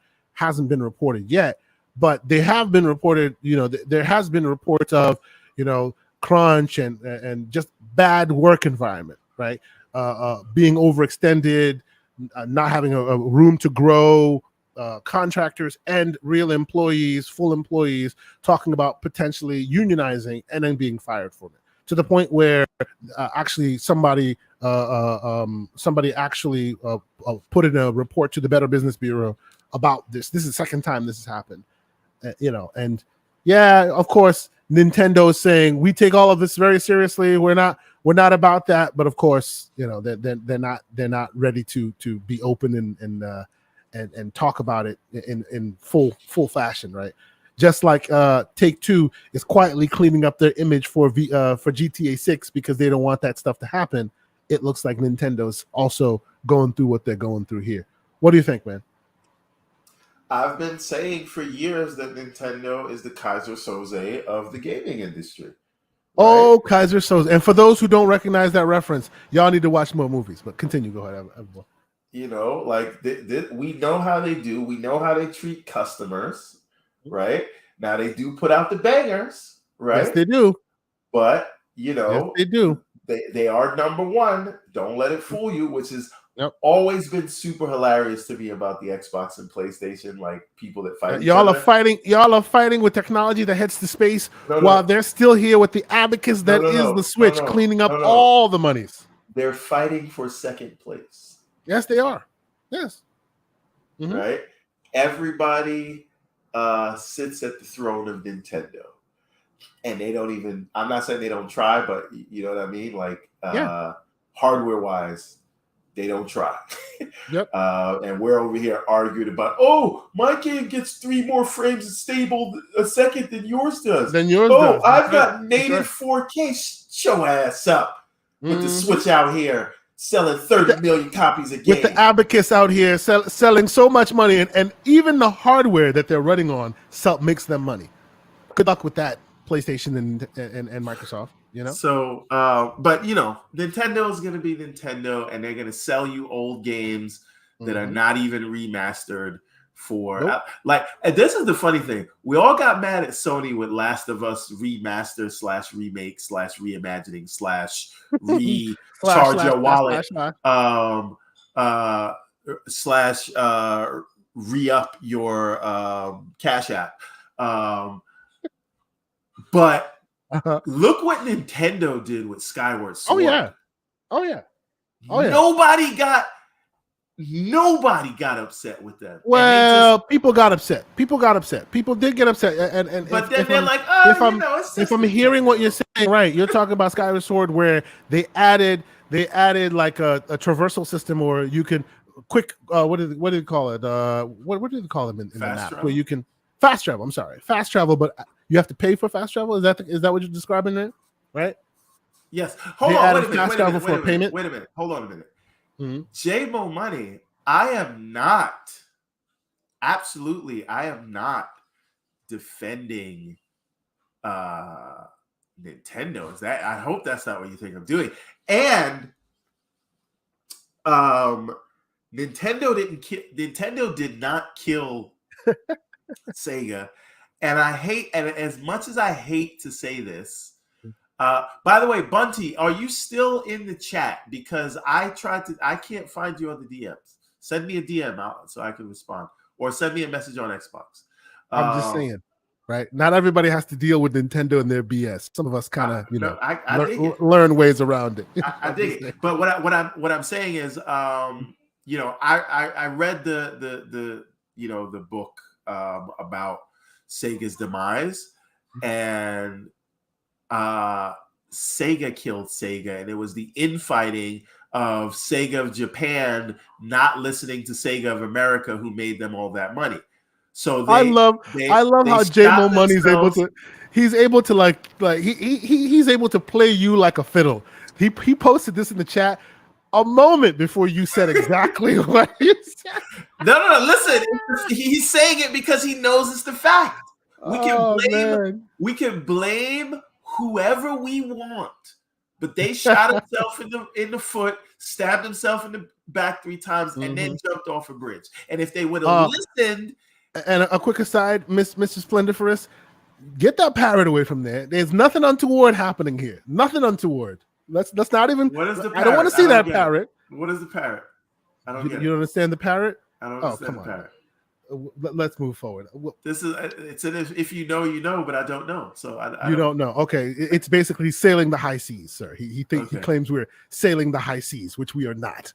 This is okay. We are not sailing the high seas, good sir. We'll I understand. I get it. I dig it. I dig it. So no, but this is my point. I won't. You know why? I won't stand. And this is maybe. This may be selfish of me or strategic of me. I will not say that Sony killed Sega, because after the onslaught that will come from what is in store for Xbox and their acquisitions, you don't want people to say Microsoft killed Sony. Exactly. So no, Sega did it to themselves, and whatever happens to Sony happens to Sony. They did it to themselves. If he dies, I see what you're doing. He dies. I see what you're doing there. That's very strategic. Interesting. Okay. All right. Let's move forward. We have 2 more stories to talk about, and obviously the main story is what Sony is talking about with Microsoft and back and forth and blah blah blah blah. But a quick aside to that, before we get to that main topic, right? I want to talk about this thing where Microsoft is coming around here talking about it simply wouldn't be profitable. Well, hold on to make Call of Duty exclusive. Hold on a minute. I want to have this conversation. Worst headlines that I have seen. It is literally in the same paragraph where they refute this headline. They said, speak on it. Go ahead. It wouldn't be profitable to, disrupt our distribution practices of Activision Blizzard. And in the very next sentence, they said, for it to be profitable, we would have to have big draw titles that would bring enough players to offset the loss in revenue. What would you call a big draw title if you didn't call it Call of Duty? That, like, it's right there. Like, literally, it's right there in black and white. In the text that people shared, they only read the first sentence and didn't read the second sentence. It is hilarious to me. Yep. I agree. And you know, salacious titles, you know, but salacious title notwithstanding, you understand what they're trying to say here, right? Just like what PlayStation's been trying to say this whole time. You get what Microsoft, the argument they are making about exclusivity of Call of Duty, right? Let me read this. Just this is from The Verge. Okay. If you want, share it with me and I'll put it on the screen. It's just a screenshot that I took from before because I wanted to remember this part. So this is where the headline comes from. Mm-hmm.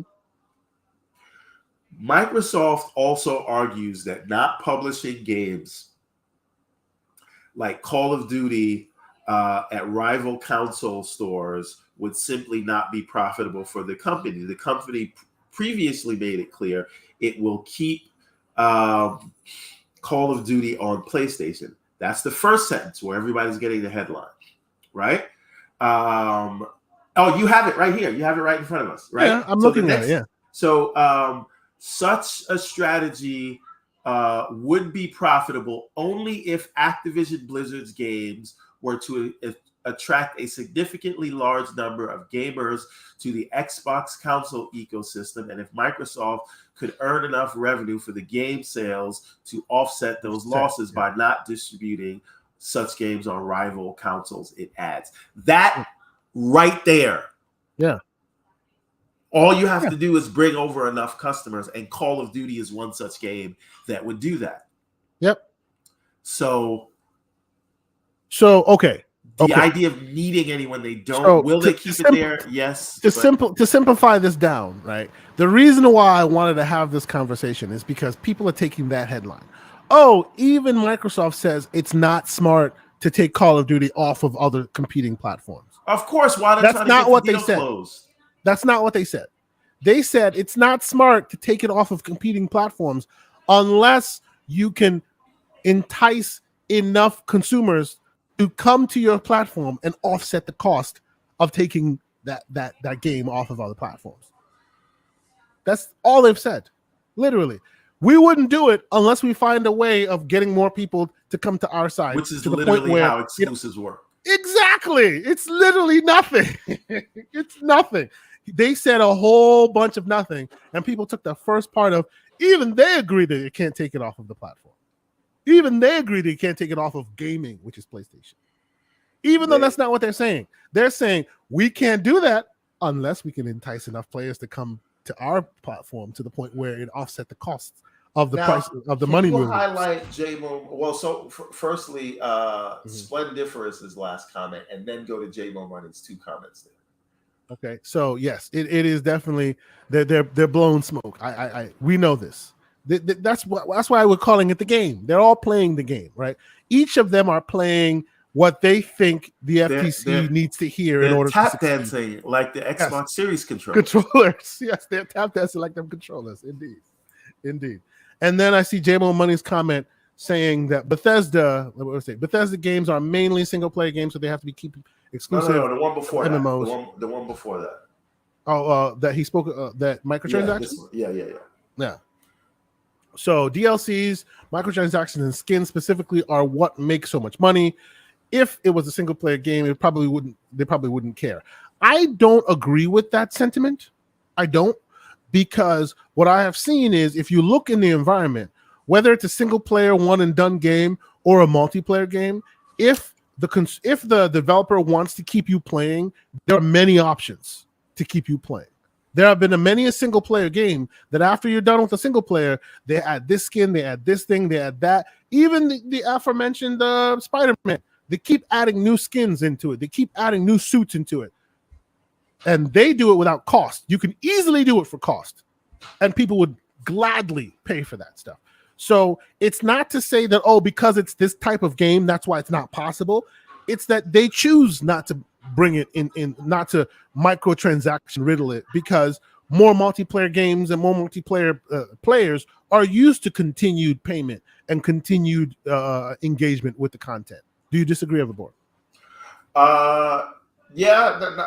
Well, no, I don't disagree. I do agree. That's what the yes is. I do think though that I don't know what they'll do with COD, and honestly, it's not about needing it, because we have seen how many players you can attract simply from people from Call of Duty itself. associating. No, but simply from associating the brand with your ecosystem, right? So even if you don't own it exclusively, as long as it seems that way, you got right. it. And this is the thing, like just those simple things, like, hey, right now, because of their marketing deal, PlayStation has 1 week early access in the beta, right? Yep. Who wants to wait? You bought it on PlayStation. You're not buying it elsewhere because they got a week early. It's enough. You used to have to wait a year to get zombies. I think that's in parity now. Yeah, Somebody can tell me. No, it is parity now. Right? No, there's nothing to say they won't go back to that, right? Like them having the parity now speaks to Microsoft's closer relationship, not because Activision just felt like being nice guys. No, they now have enough leverage on each other where that deal can be struck, and you will lose. What is it? Mutual assured destruction if they don't follow the same rules you were following, since you have something they want and they have something you want. Right, so but see, and this is the thing: Activision negotiating these deals is not really taking into account, what's better for PlayStation, what's better for Xbox. They're saying what's better for them. But Activision. Now, when they do a deal and when they release content early, they will say, well, what is better for Xbox? Right. And so, I'm sure Microsoft had to pay Activision a lot of money to get that parity. So when it was time to re-up the contract, Activision was able to say, hey, hold on, this sticking point. I know you want stuff early, but we're going to do parity with these things. Right. Yep. That wasn't, I don't know if you're familiar with Activision, but it wasn't because they cared about the customers. It was because they worked something out with Microsoft for that. Yeah, so of course. I'm saying that. Let's transition, and while we're having we will transition on the same path. But continue, yeah. I think a lot of those things that you saw before, like special weapons, early access modes that don't exist on other I think it goes all back to that. Yeah, oh yeah. And it's like still got the game, but people will now drive over to this platform for it. Because yes, they do want money, but they also want people coming into their ecosystem and spending their money there. So when you're not spending money on COD, when you're spending money on Hogwarts Legacy, they're getting 30% of that. Whereas if you get someone to, you're getting the 70% from PlayStation, but when they go and play something else, you get nothing because those sales don't happen in your ecosystem. So it's more valuable for you to get people into your ecosystem. Absolutely. Yep. And let's address Gerald Mack's question real quick here. He asks, how much initial power will Xbox have with COD after they own it? So now, if you're speaking to how much will they have to do with it what they will, I think not that much, because those existing contractual obligations still exist, meaning you will see it on Microsoft's platform. Well, you will hold on a minute. Hold on a minute. To that point, I think this is a little more involved than we're giving it credit for. Okay. And I don't know if it's such an easy answer, right? Because it is a co-marketing deal, right? Mm-hmm. This co-marketing deal says Activision and PlayStation can market this game, right? True. So if Activision is Xbox and they want to market the game, how does that work? I mean, wasn't it a co-marketing deal for Deathloop and Ghostwire Tokyo and all of that? Like they both had co-marketing deals in addition to exclusivity, right? So even though Bethesda slash the developer that made those games are Microsoft, they still ended up only talking about it when they're on a Sony stage, or those deals are, I think, a little bit different though, because they are they're not, those deals were exclusive deals, whereas you can still see a commercial. I think, I do see what you're saying. I do see what you're saying. With Call of Duty, because it's not complete exclusive.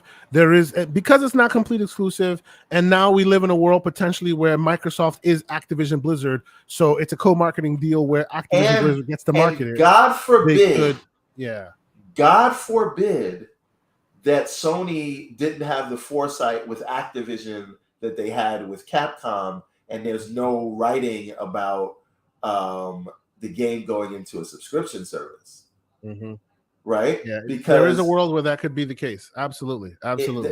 So this is, I think this is gonna play out.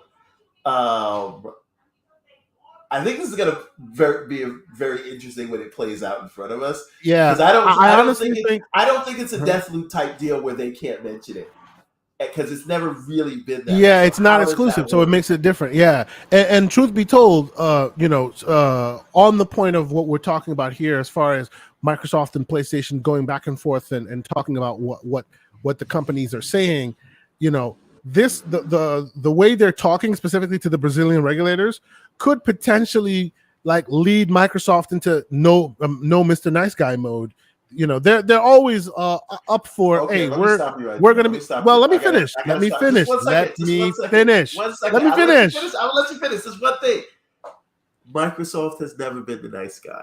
Don't let the smiles fool you. Please continue. Yeah, I get you. I knew you were gonna go there, but what I'm trying to tell you is they could have easily killed Bethesda's deals. They didn't, because they wanted, it's less cost effective for them to kill those deals, and it gives them a good perception to the consumers in the market, right? So although they could have killed those deals when Bethesda's Inc. Was signed, they chose to continue adhering to those contractual obligations, which is fine. They could do that here too, but with Sony going to Brazil and speaking blah blah blah blah and going back and forth and trying very much to at least get a consent decree from all of this, if and when the deal is done, there is a world where they could go, look, it pays for us to look magnanimous to our consumer base. It pays for us, in the long run, for regulators and everybody to see us as, the approachable multi-trillion-dollar company. Even though somebody steps on our toe, we don't hold it against them. But I'm thinking this Brazil thing that they're doing, Sony might stop some of that. And I don't mean they're being nice guys, because everything is strategy, right? Everything is business strategy. I think because the Brazil situation has brought to forefront the fact that they're actually tit for tat in public, it kind of changes the equation a bit. And if Microsoft wants to play hardball a bit, they can it can now be seen that, hey, they are playing hardball because Sony is, because it's in public. Yeah. So yes, I do disagree, and I'll tell you why. Okay. But I have a follow-up point after I disagree. You have to understand that these are lawyers talking. And I don't know if you've ever watched a court case where you'll have the defense and the prosecution, or the defendant's lawyer and the whatever, however that works. They're arguing vociferously. I don't even know if that's a word. And right after it's done, they shake hands, they go have lunch with each other, right?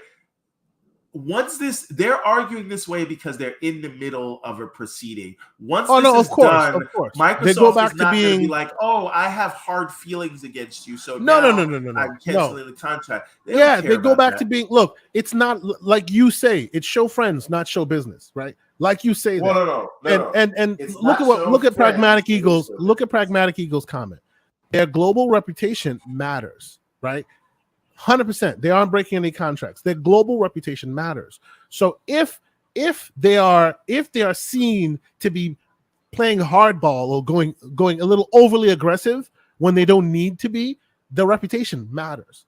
But as soon as Sony crosses that river, traverses that Rubicon, and starts, going hard, and everyone can see it, because this whole thing with the Brazil regulators has really surprised folks. It didn't surprise me, because Sony's always been playing this kind of game, but it surprised folks that how aggressive Sony is doing to try and dirty up Microsoft's name, to try and get something from this deal, right?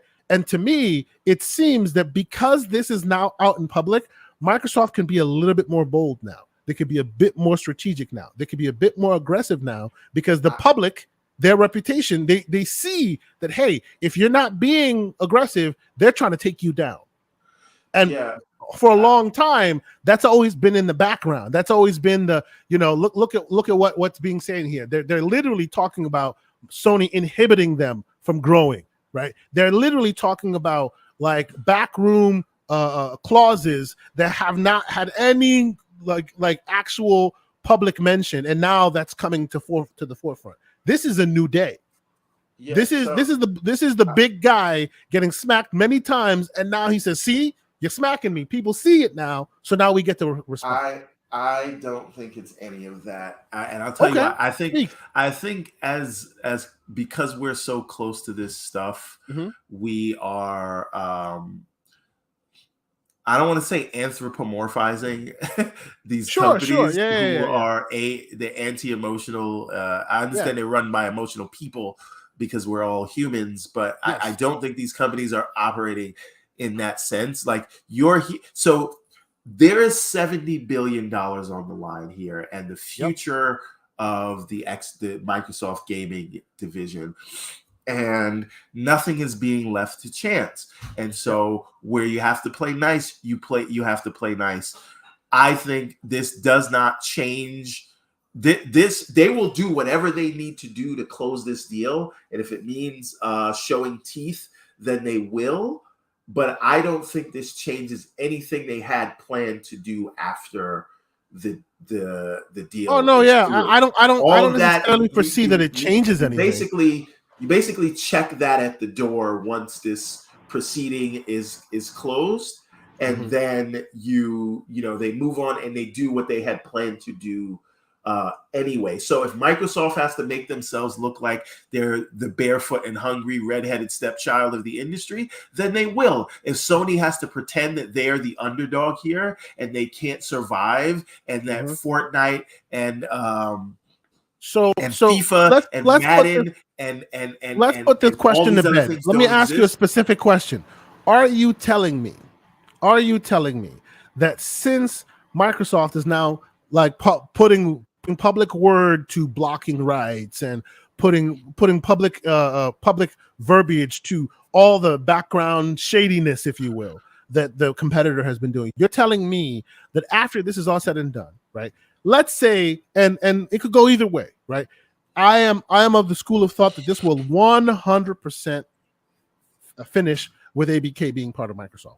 How dirty they will be depends, right? And by what I mean by dirty, will this back and forth with Sony equal a consent decree that forces Microsoft to put something on paper, or will they just get to finish the deal unscathed? Either way could happen. I will say either way, like there's a path for either way, and I suspect Sony is now in a place where they're just trying to get something on paper. They're trying to get some kind of consent decree. Hey, Call of Duty, or something to the effect of, give us some concessions. Let us use these regulators to get some concessions on our side so that it can help our business. I think that's where they're going. But are you telling me that once the ink is dry on one way or another, whether they get the consent decree or they don't, Sony being right, that Microsoft will not see any of these proceedings, and none of this will have any bearing on future interaction with Sony? No, I disagree. I don't think it will. I think they will do what they had planned to do anyway. No, but what you're saying and what I'm saying it's not. We're not on two different tracks here. I'm not saying that because of what's happening here, they will change certain plans. They were never changing any plans. I never thought that this would lead to changing of plans. But what I will say is, like, with, again, exactly what JMO Money said. Or actually, Pragmatic Eagle said this one. That their global reputation, their reputation matters to them more than most, right? When we know, you and I both know, Everborn, when this whole Brazilian thing happened, but we were caught off guard. How can they say this in public? They knew this was happening. They knew that unlike other regulators, the Brazilian regulators put everything out in the public sphere, right? Sony knew this, and they still chose to say what they said because they knew that this is a strategic move they're taking, right? In the public, their reputation may take a hit, but then again, as I've always said, they like to train their consumer base. They know when you hear something aggressive from Sony, you go, well, that's just Sony being Sony. They have trained you to expect aggressive behavior from them. So when they took this step, knowing that it would come out to the public, they were like, yeah, it'll look bad. Some of us will look bad, but our consumer base knows that these are the type of moves that we make. So they'll be okay with it. But what's the potential upside of this? Maybe we get a consent decree. And if we do, that will help us, keep them at bay while we're working on our SOCOM or while we're working on a way of getting up from underneath this Call of Duty situation that we find. Listen, let me put this to you a different way. Mm-hmm. Go ahead. If it required a human being being murdered and a body being buried somewhere that we would never find to get this deal done, it would get done. There's $70 billion on that. I am not denying that. I'm just saying, because of that, don't pay attention to the words. Now, in terms of agreed. But in terms of it having an effect, I do not think that regulators care one iota about that. And let's just start with the FTC. And I know I'm not talking about the regulator. I'm talking about Microsoft. No. I'm not talking about regulators caring about this. I'm talking about Microsoft and Phil Spencer seeing this and going, oh, this is how you guys want to play in the market. Okay, we see you now. Next time we may handle you differently. Doesn't mean they're changing their plans. Doesn't mean, we were going to go left, but now we see you doing this, so we're going to go right. But they have always been this magnanimous, with the Cory Balrogs of the world. Hey, we love each other's games and this and that. I think this back and forth spat that they're having in public will change the way Microsoft talks about Sony. But they are I just think this is lawyers lawyering. And of course, in the middle of a court case, lawyers argue. It's not, and you don't take that stuff personally. I'm not saying nobody is taking it personally. Let me say this. Go ahead. Let me say this. I do not think regulators care about. I think Sony's trying because they're supposed to try.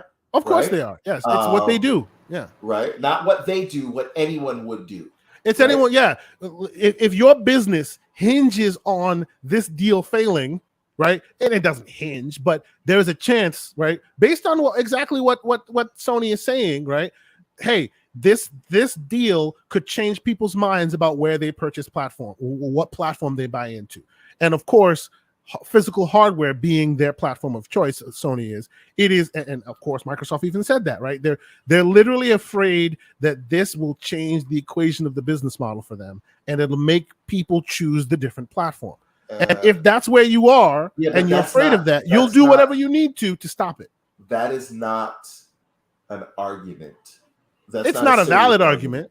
It's not a serious argument, of course. but it's telegraphing what Sony thinks and why they are being as aggressive as they are.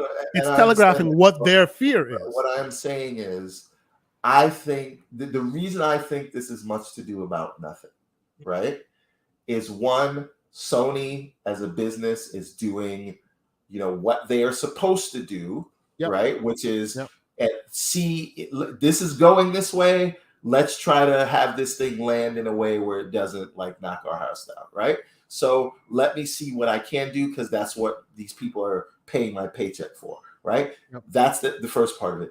The next part is nothing they said holds weight, because if your argument is that you will lose customers because someone else will give consumers a better value, more choice, and you want the regulatory bodies that are looking out for a consumer to say no, let you charge the consumer more so you can Yep. stay in first place. None of that makes sense. So it is immaterial. And Microsoft just pointed out the absurdity of it because, again, they're trying to get the deal closed. And if you look at what at least the regulatory bodies that have spoken about these things, they have said what? Even though the FTC shouldn't be worried about workers, they want to be worried about workers. Yeah, it's not their function. Right. The unions have recommended this deal. The union body that represents these workers has literally recommended the deal to these governing bodies. If you're worried about prices going up, Sony is arguing that prices should stay high while Microsoft is trying to lower the cost of entry. So again, nothing of what Lena Khan and the FTC has said, oh, but what about keeping Call of Duty on this competing platform? They don't give a shit about that. Yeah, that has nothing to do with any of that. Yeah, absolutely not. Yeah. Because they're not. If you think that Lena Khan, who basically hates any multi-billion-dollar corporation, is going to say, let me give a favorable deal to another multi-billion-dollar corporation over that is why what you're describing right here. Sense. What you're describing there, that's why when what's his face, Pachter was talking about, oh, well, maybe they'll get a consent decree to keep prices the same or to keep Game Pass prices. Yes, they don't care about that. They don't care about that. It's not about that. They care about consumers, about workers, which is beyond their station. But even that has been declawed by Microsoft, right? It's beyond their station. They could have fought the fight, but they chose not to. And they basically went, hey, look, one of the biggest union arms is now with us. So that declawed that conversation, right? All the other pieces of the puzzle don't matter, don't fit the scope of the FTC's where they're supposed to be looking in order to agree or to sue to block, right? So honestly, I hear what you're saying, and I agree with you that their arguments don't hold water, and everyone knows it, and that Microsoft has basically put that into crystallization when they replied back, right? I hear all of that 100%. I guess what I'm saying is, you're right. This is lawyers being lawyers. Stop right They're there. not. That's it. That's it. We can just stop. I'm right. Yeah. This is lawyers being lawyers. This is not for consumer consumption. But while I agree with you that Sony's response has been tepid and Microsoft's response to Sony's response is basically pointing all that out, I think that, like, for a while now, right, Microsoft and Sony has had this tumultuous back and forth. If they're in direct competition, oh, we believe in generations, screw those guys. But then they're doing what those guys are doing, right? Oh, trust these gaming partners who've been with us for years, Sony, but don't trust those other guys, Tencent, right? Today they're together, tomorrow they're fighting, today they're together. That's how it's always been for many, many, many, many years. And in that back and forth relationship, Microsoft has always taken the lumps because they can afford it. Sony can't afford it, right?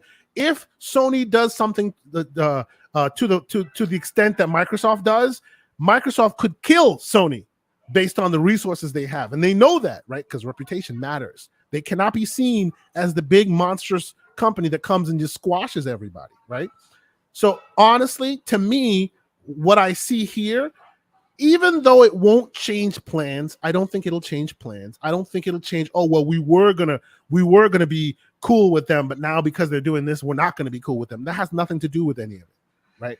But I do see, and we'll have to wait and see, right? We'll have to wait and see how all of this shakes out while the ink is dry on the ABK deal and whatnot. But I think the way that Phil has spoken about Sony up until this point will change based on the fact that Sony does whatever they need to, which, like we've already agreed, they should, right? To be able to establish themselves as, hey, this is our business. We're going to do whatever we need to do in order to make sure this thing thrives, even if it means saying things that aren't exactly fair or right in the environment, right? I'm not saying that Sony's wrong for doing so, because it's business. And I'm not saying Microsoft is magnanimous for always doing, because it's also very strategic what Microsoft does. You don't want to see the biggest dog in any room biting the minute you walk into the room.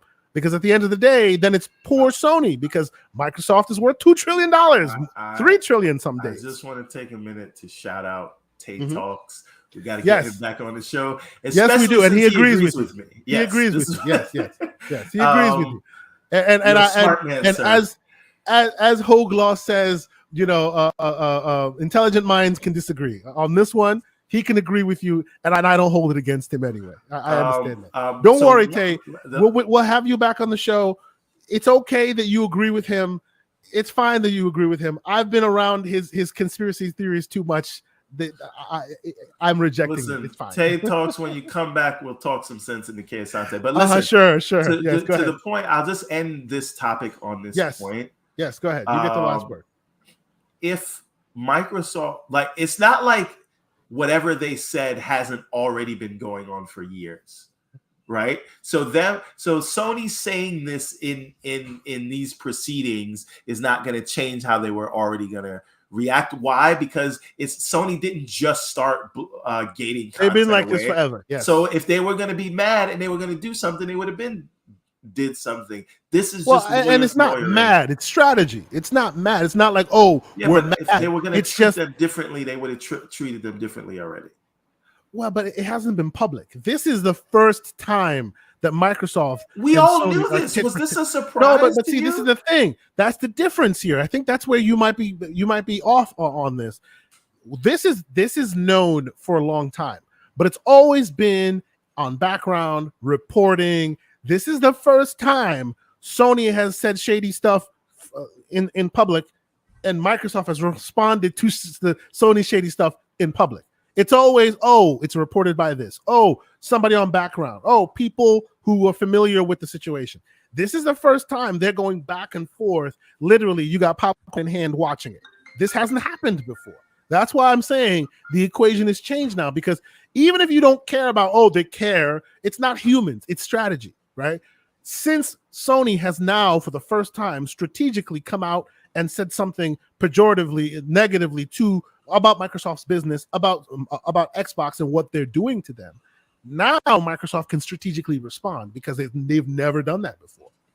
Never, ever. It's always been in the background, right? You hear Phil's pissed, but you hear that from Grubb. You don't hear that from Phil.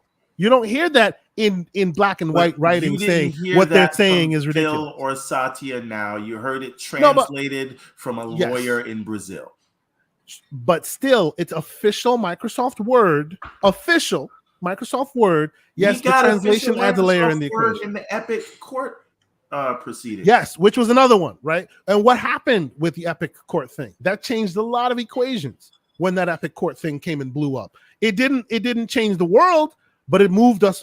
Like a lot of people don't seem to put two and two together. But a lot of that Epic stuff, the ramifications of that Epic deal, of that Epic court case, is still being felt now, right? A lot of things that were go ahead. That Microsoft wanted to be the star witness on that to help them. Should they be, because they knew they were going to be acquiring big things. It's all and strategy. They wanted to get this information out there on the record in case 100%. Anybody thought they were bullying the industry. Exactly. All strategic.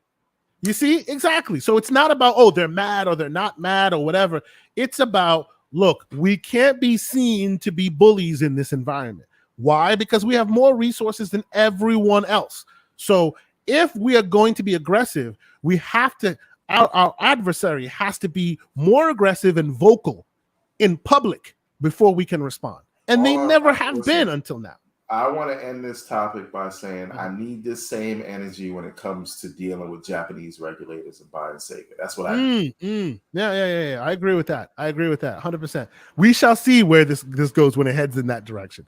One last thing, and I want to point out about this. I know there's a lot of Xbox guys saying, Sony are scumbags or whatever. I do find it. Not everybody agrees with Everborn. Thank you, sir. Mr. Lewis. Do you Not prefer everybody's Lewis drinking or this. Gene Mark? I want to know how I should call you before I curse you out. No, I'm joking. Not everybody's drinking the Everborn Kool-Aid. I'm just saying. But continue. Don't worry, I'll get you on the train on the Everborn train soon enough. But no, where was I going? Gene Oh Mark. yeah, He prefers Gene Mark. So go ahead, curse him out. Gene Mark, goddamn it, you don't know what you're So I did find it hilarious because I'm out here in these Twitter streets. Every time something like this, we all get reminded how these are just corporations doing what's best for them, and stop anthropomorphizing, stop adding emotions to it. They only do that when their precious is threatened. When their favorite console box maker is made to look bad, that's when they say it's all business, it's good business. Right? Indeed. You got the same people that were saying Final Fantasy and Street Fighter V, and I know that's every Xbox's guys go to as these examples, but you got the same people that call Sony gating content. They call that just business, and then Microsoft buys a studio or a publisher, and they're like, it's not the same thing. And then Sony goes and buy Bungie, and they say it's good business. It's always good business when your favorite plastic box maker does something. And John Mark is saying he's on the train. He's always on your train, but today he missed the station, my friend. Nope, you couldn't go with me on this journry. Not on this journey. Nope, he's not on the station with you. I get you. But no, you are right. You're absolutely right. It's all console war back and forth. It tends to be. Yeah, it's the situational ethics that really bother me, because people only get logical about these things and only call it, oh, it's just Sony, business. Yeah. Right, when your precious is threatened. What did I tell you? That's because they're training the consumer. Do you see those same people, and everybody in here, you know who I'm talking about because there are several of them. Do you see those same people ever come to the defense with a bad take against Xbox? Never once. Never once do they feel the need to retweet and say this is a bad take or a stupid take. They never do that. But as soon as you say something about Sony, they get very logical, very succinct, very level-headed. So the hypocrisy is clear, brother man. It is absolutely clear. So to me, it rings hollow. I will tell you, even if it makes Microsoft look bad or Sony look good, that business is business. I keep saying this to people. I always say it's not show friends, it's show business. I've been saying that. So if I say it's just business, it's just business. But some of these other people, I just feel like it falls flat and it is annoying. And don't think you're being magnanimous when you're when you're basically counsel warring on your face. So I hear you. And you know what? We'll end this topic with that, because you're absolutely right. Folks in the chat, I appreciate y'all being here. If you haven't hit that like button, please consider doing so. If you like the show, please hit the subscribe button if you haven't hit it already. We're heading towards 1,000 subscribers, people, and we're heading there. And it looks like we're heading in the right direction. So we appreciate everybody who's continuing to support us. We're gonna hit that 1,000 when the Activision deal closes this year. You keep saying that. It better close in 2022. I'm just saying. Existence. And before we end the show, I was just looking at this show right here, and I'm like, why didn't I talk about this? A mobile developer is trying to buy Unity for $17 billion. I've never heard of AppLovin. Bro, that is crazy news if that happens. Here's the thing, and I don't need Microsoft to acquire everything, but I need Microsoft but you want them to acquire Unity. Here we go. No. Hold on a minute. I am a Unity developer. I know you are. I can. You know what? Hold on. Let me here we go. A second. Here we go. There it is. And we're about to end the show, by the way. So clearly, it's time to get even more ridiculous. Go ahead. Okay. So these mother effers are now. I'm on the $38 plan, right? Okay. And that's $38 a month. And I pay that for Unity Plus, right? Now you need Unity. You used to. I'm just showing you some code from the game there. It looks terrible. I apologize. Yes. This is part of Everborn developer. Here's a bit of background on the game that he's building. Continue, sir. So while we're heading towards the end of the show. Yeah. I now if you used to be able to release on Xbox, PlayStation, and Switch if as long as you had a Plus license. Recently, Unity just said now if you want to release on those closed platforms, you have to have the Pro license, which is like $150 a month versus $38. Right? So it's $1,800 a year per seat. That's terrible. So and they did this, and this really only impacts indie developers. So you're telling indie developers and you have to sign up for a year. So you have to pay basically $2,000 a month or a year, sorry. If you want to release on some of these other platforms. Yeah. And it's not sitting right with my soul, but I'm already in this. But it is C#. So, and yes, ladies and gentlemen, his what will we call this? Early alpha? Way concept art, concept gameplay. But yes, as you can see, that's all we are. That's all you get. Yeah, that's all you get. That's all you're gonna get. Oh. All right. So what? You know what? Keep playing a bit. Play us out. Show us some stuff that you got. No. I do. But I want to get people into this part of it. Yeah. And we'll start talking about that.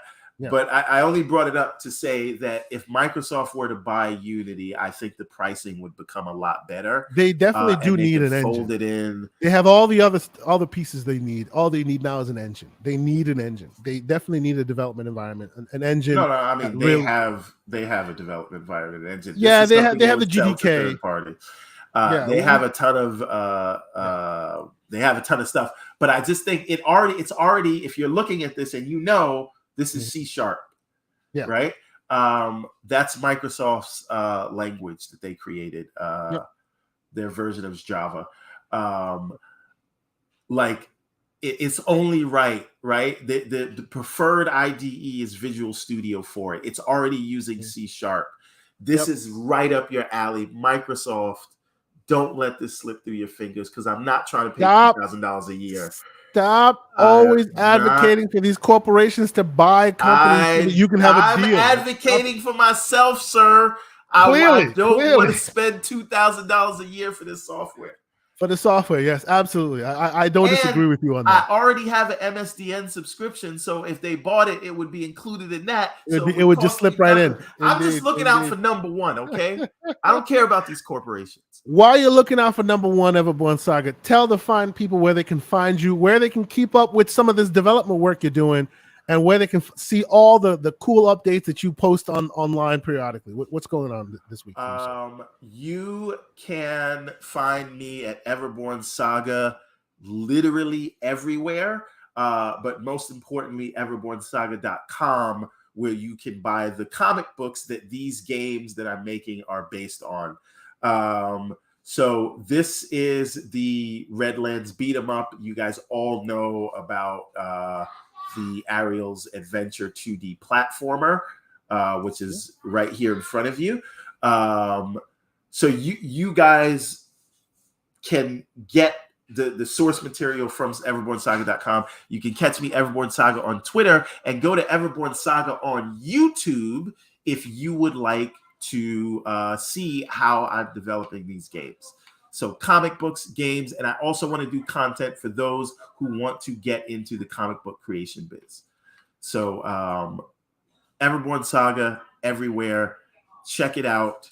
And you know where to find me. Xbox, PlayStation, Steam. And somebody, if you have Bunty's Twitter address, just ping it to me so I can send him that message, because I told him I would, and Twitter and the DMs wouldn't find him. So I don't know what's going on there.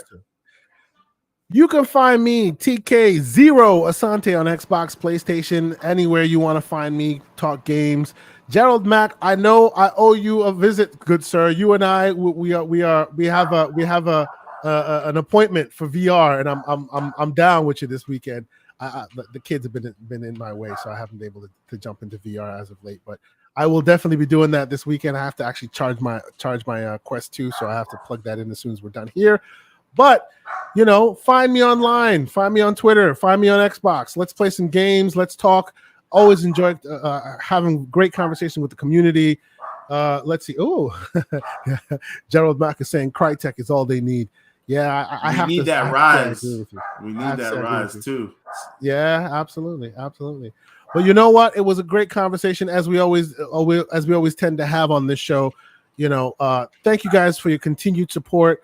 If you have any comments, questions, concerns, any criticisms, put them in the comment section. We read every single one. I reply back to them. If you want to play some Everborn games, let us know also. We'll shout out to us in the DMs. Maybe maybe the man is on the lookout for a few more game testers. You want to get your hands on the game a little early. You want to check it out. Why not? Contact us. We'll definitely start that communication. But until next week, we are so happy that you guys chose to check us out. See, I said 2 hours. We're 2:15. We did it. We didn't make 2 hours. That's not 2 hours. We did it. We made it. We're still in relative good time. But we'll go ahead and end it now, and we'll say thank you guys for checking us out. Check us out next week. We always enjoy you guys being here. Thank you so much. Thank you for the continued support, continue liking, continue subscribing. All the audio listeners, we appreciate you guys as well. This will go up on the audio sources, hopefully this weekend, if not bright and early Monday morning. But until next week, have a great weekend. Mr. Everborn, we'll talk again soon. Peace out.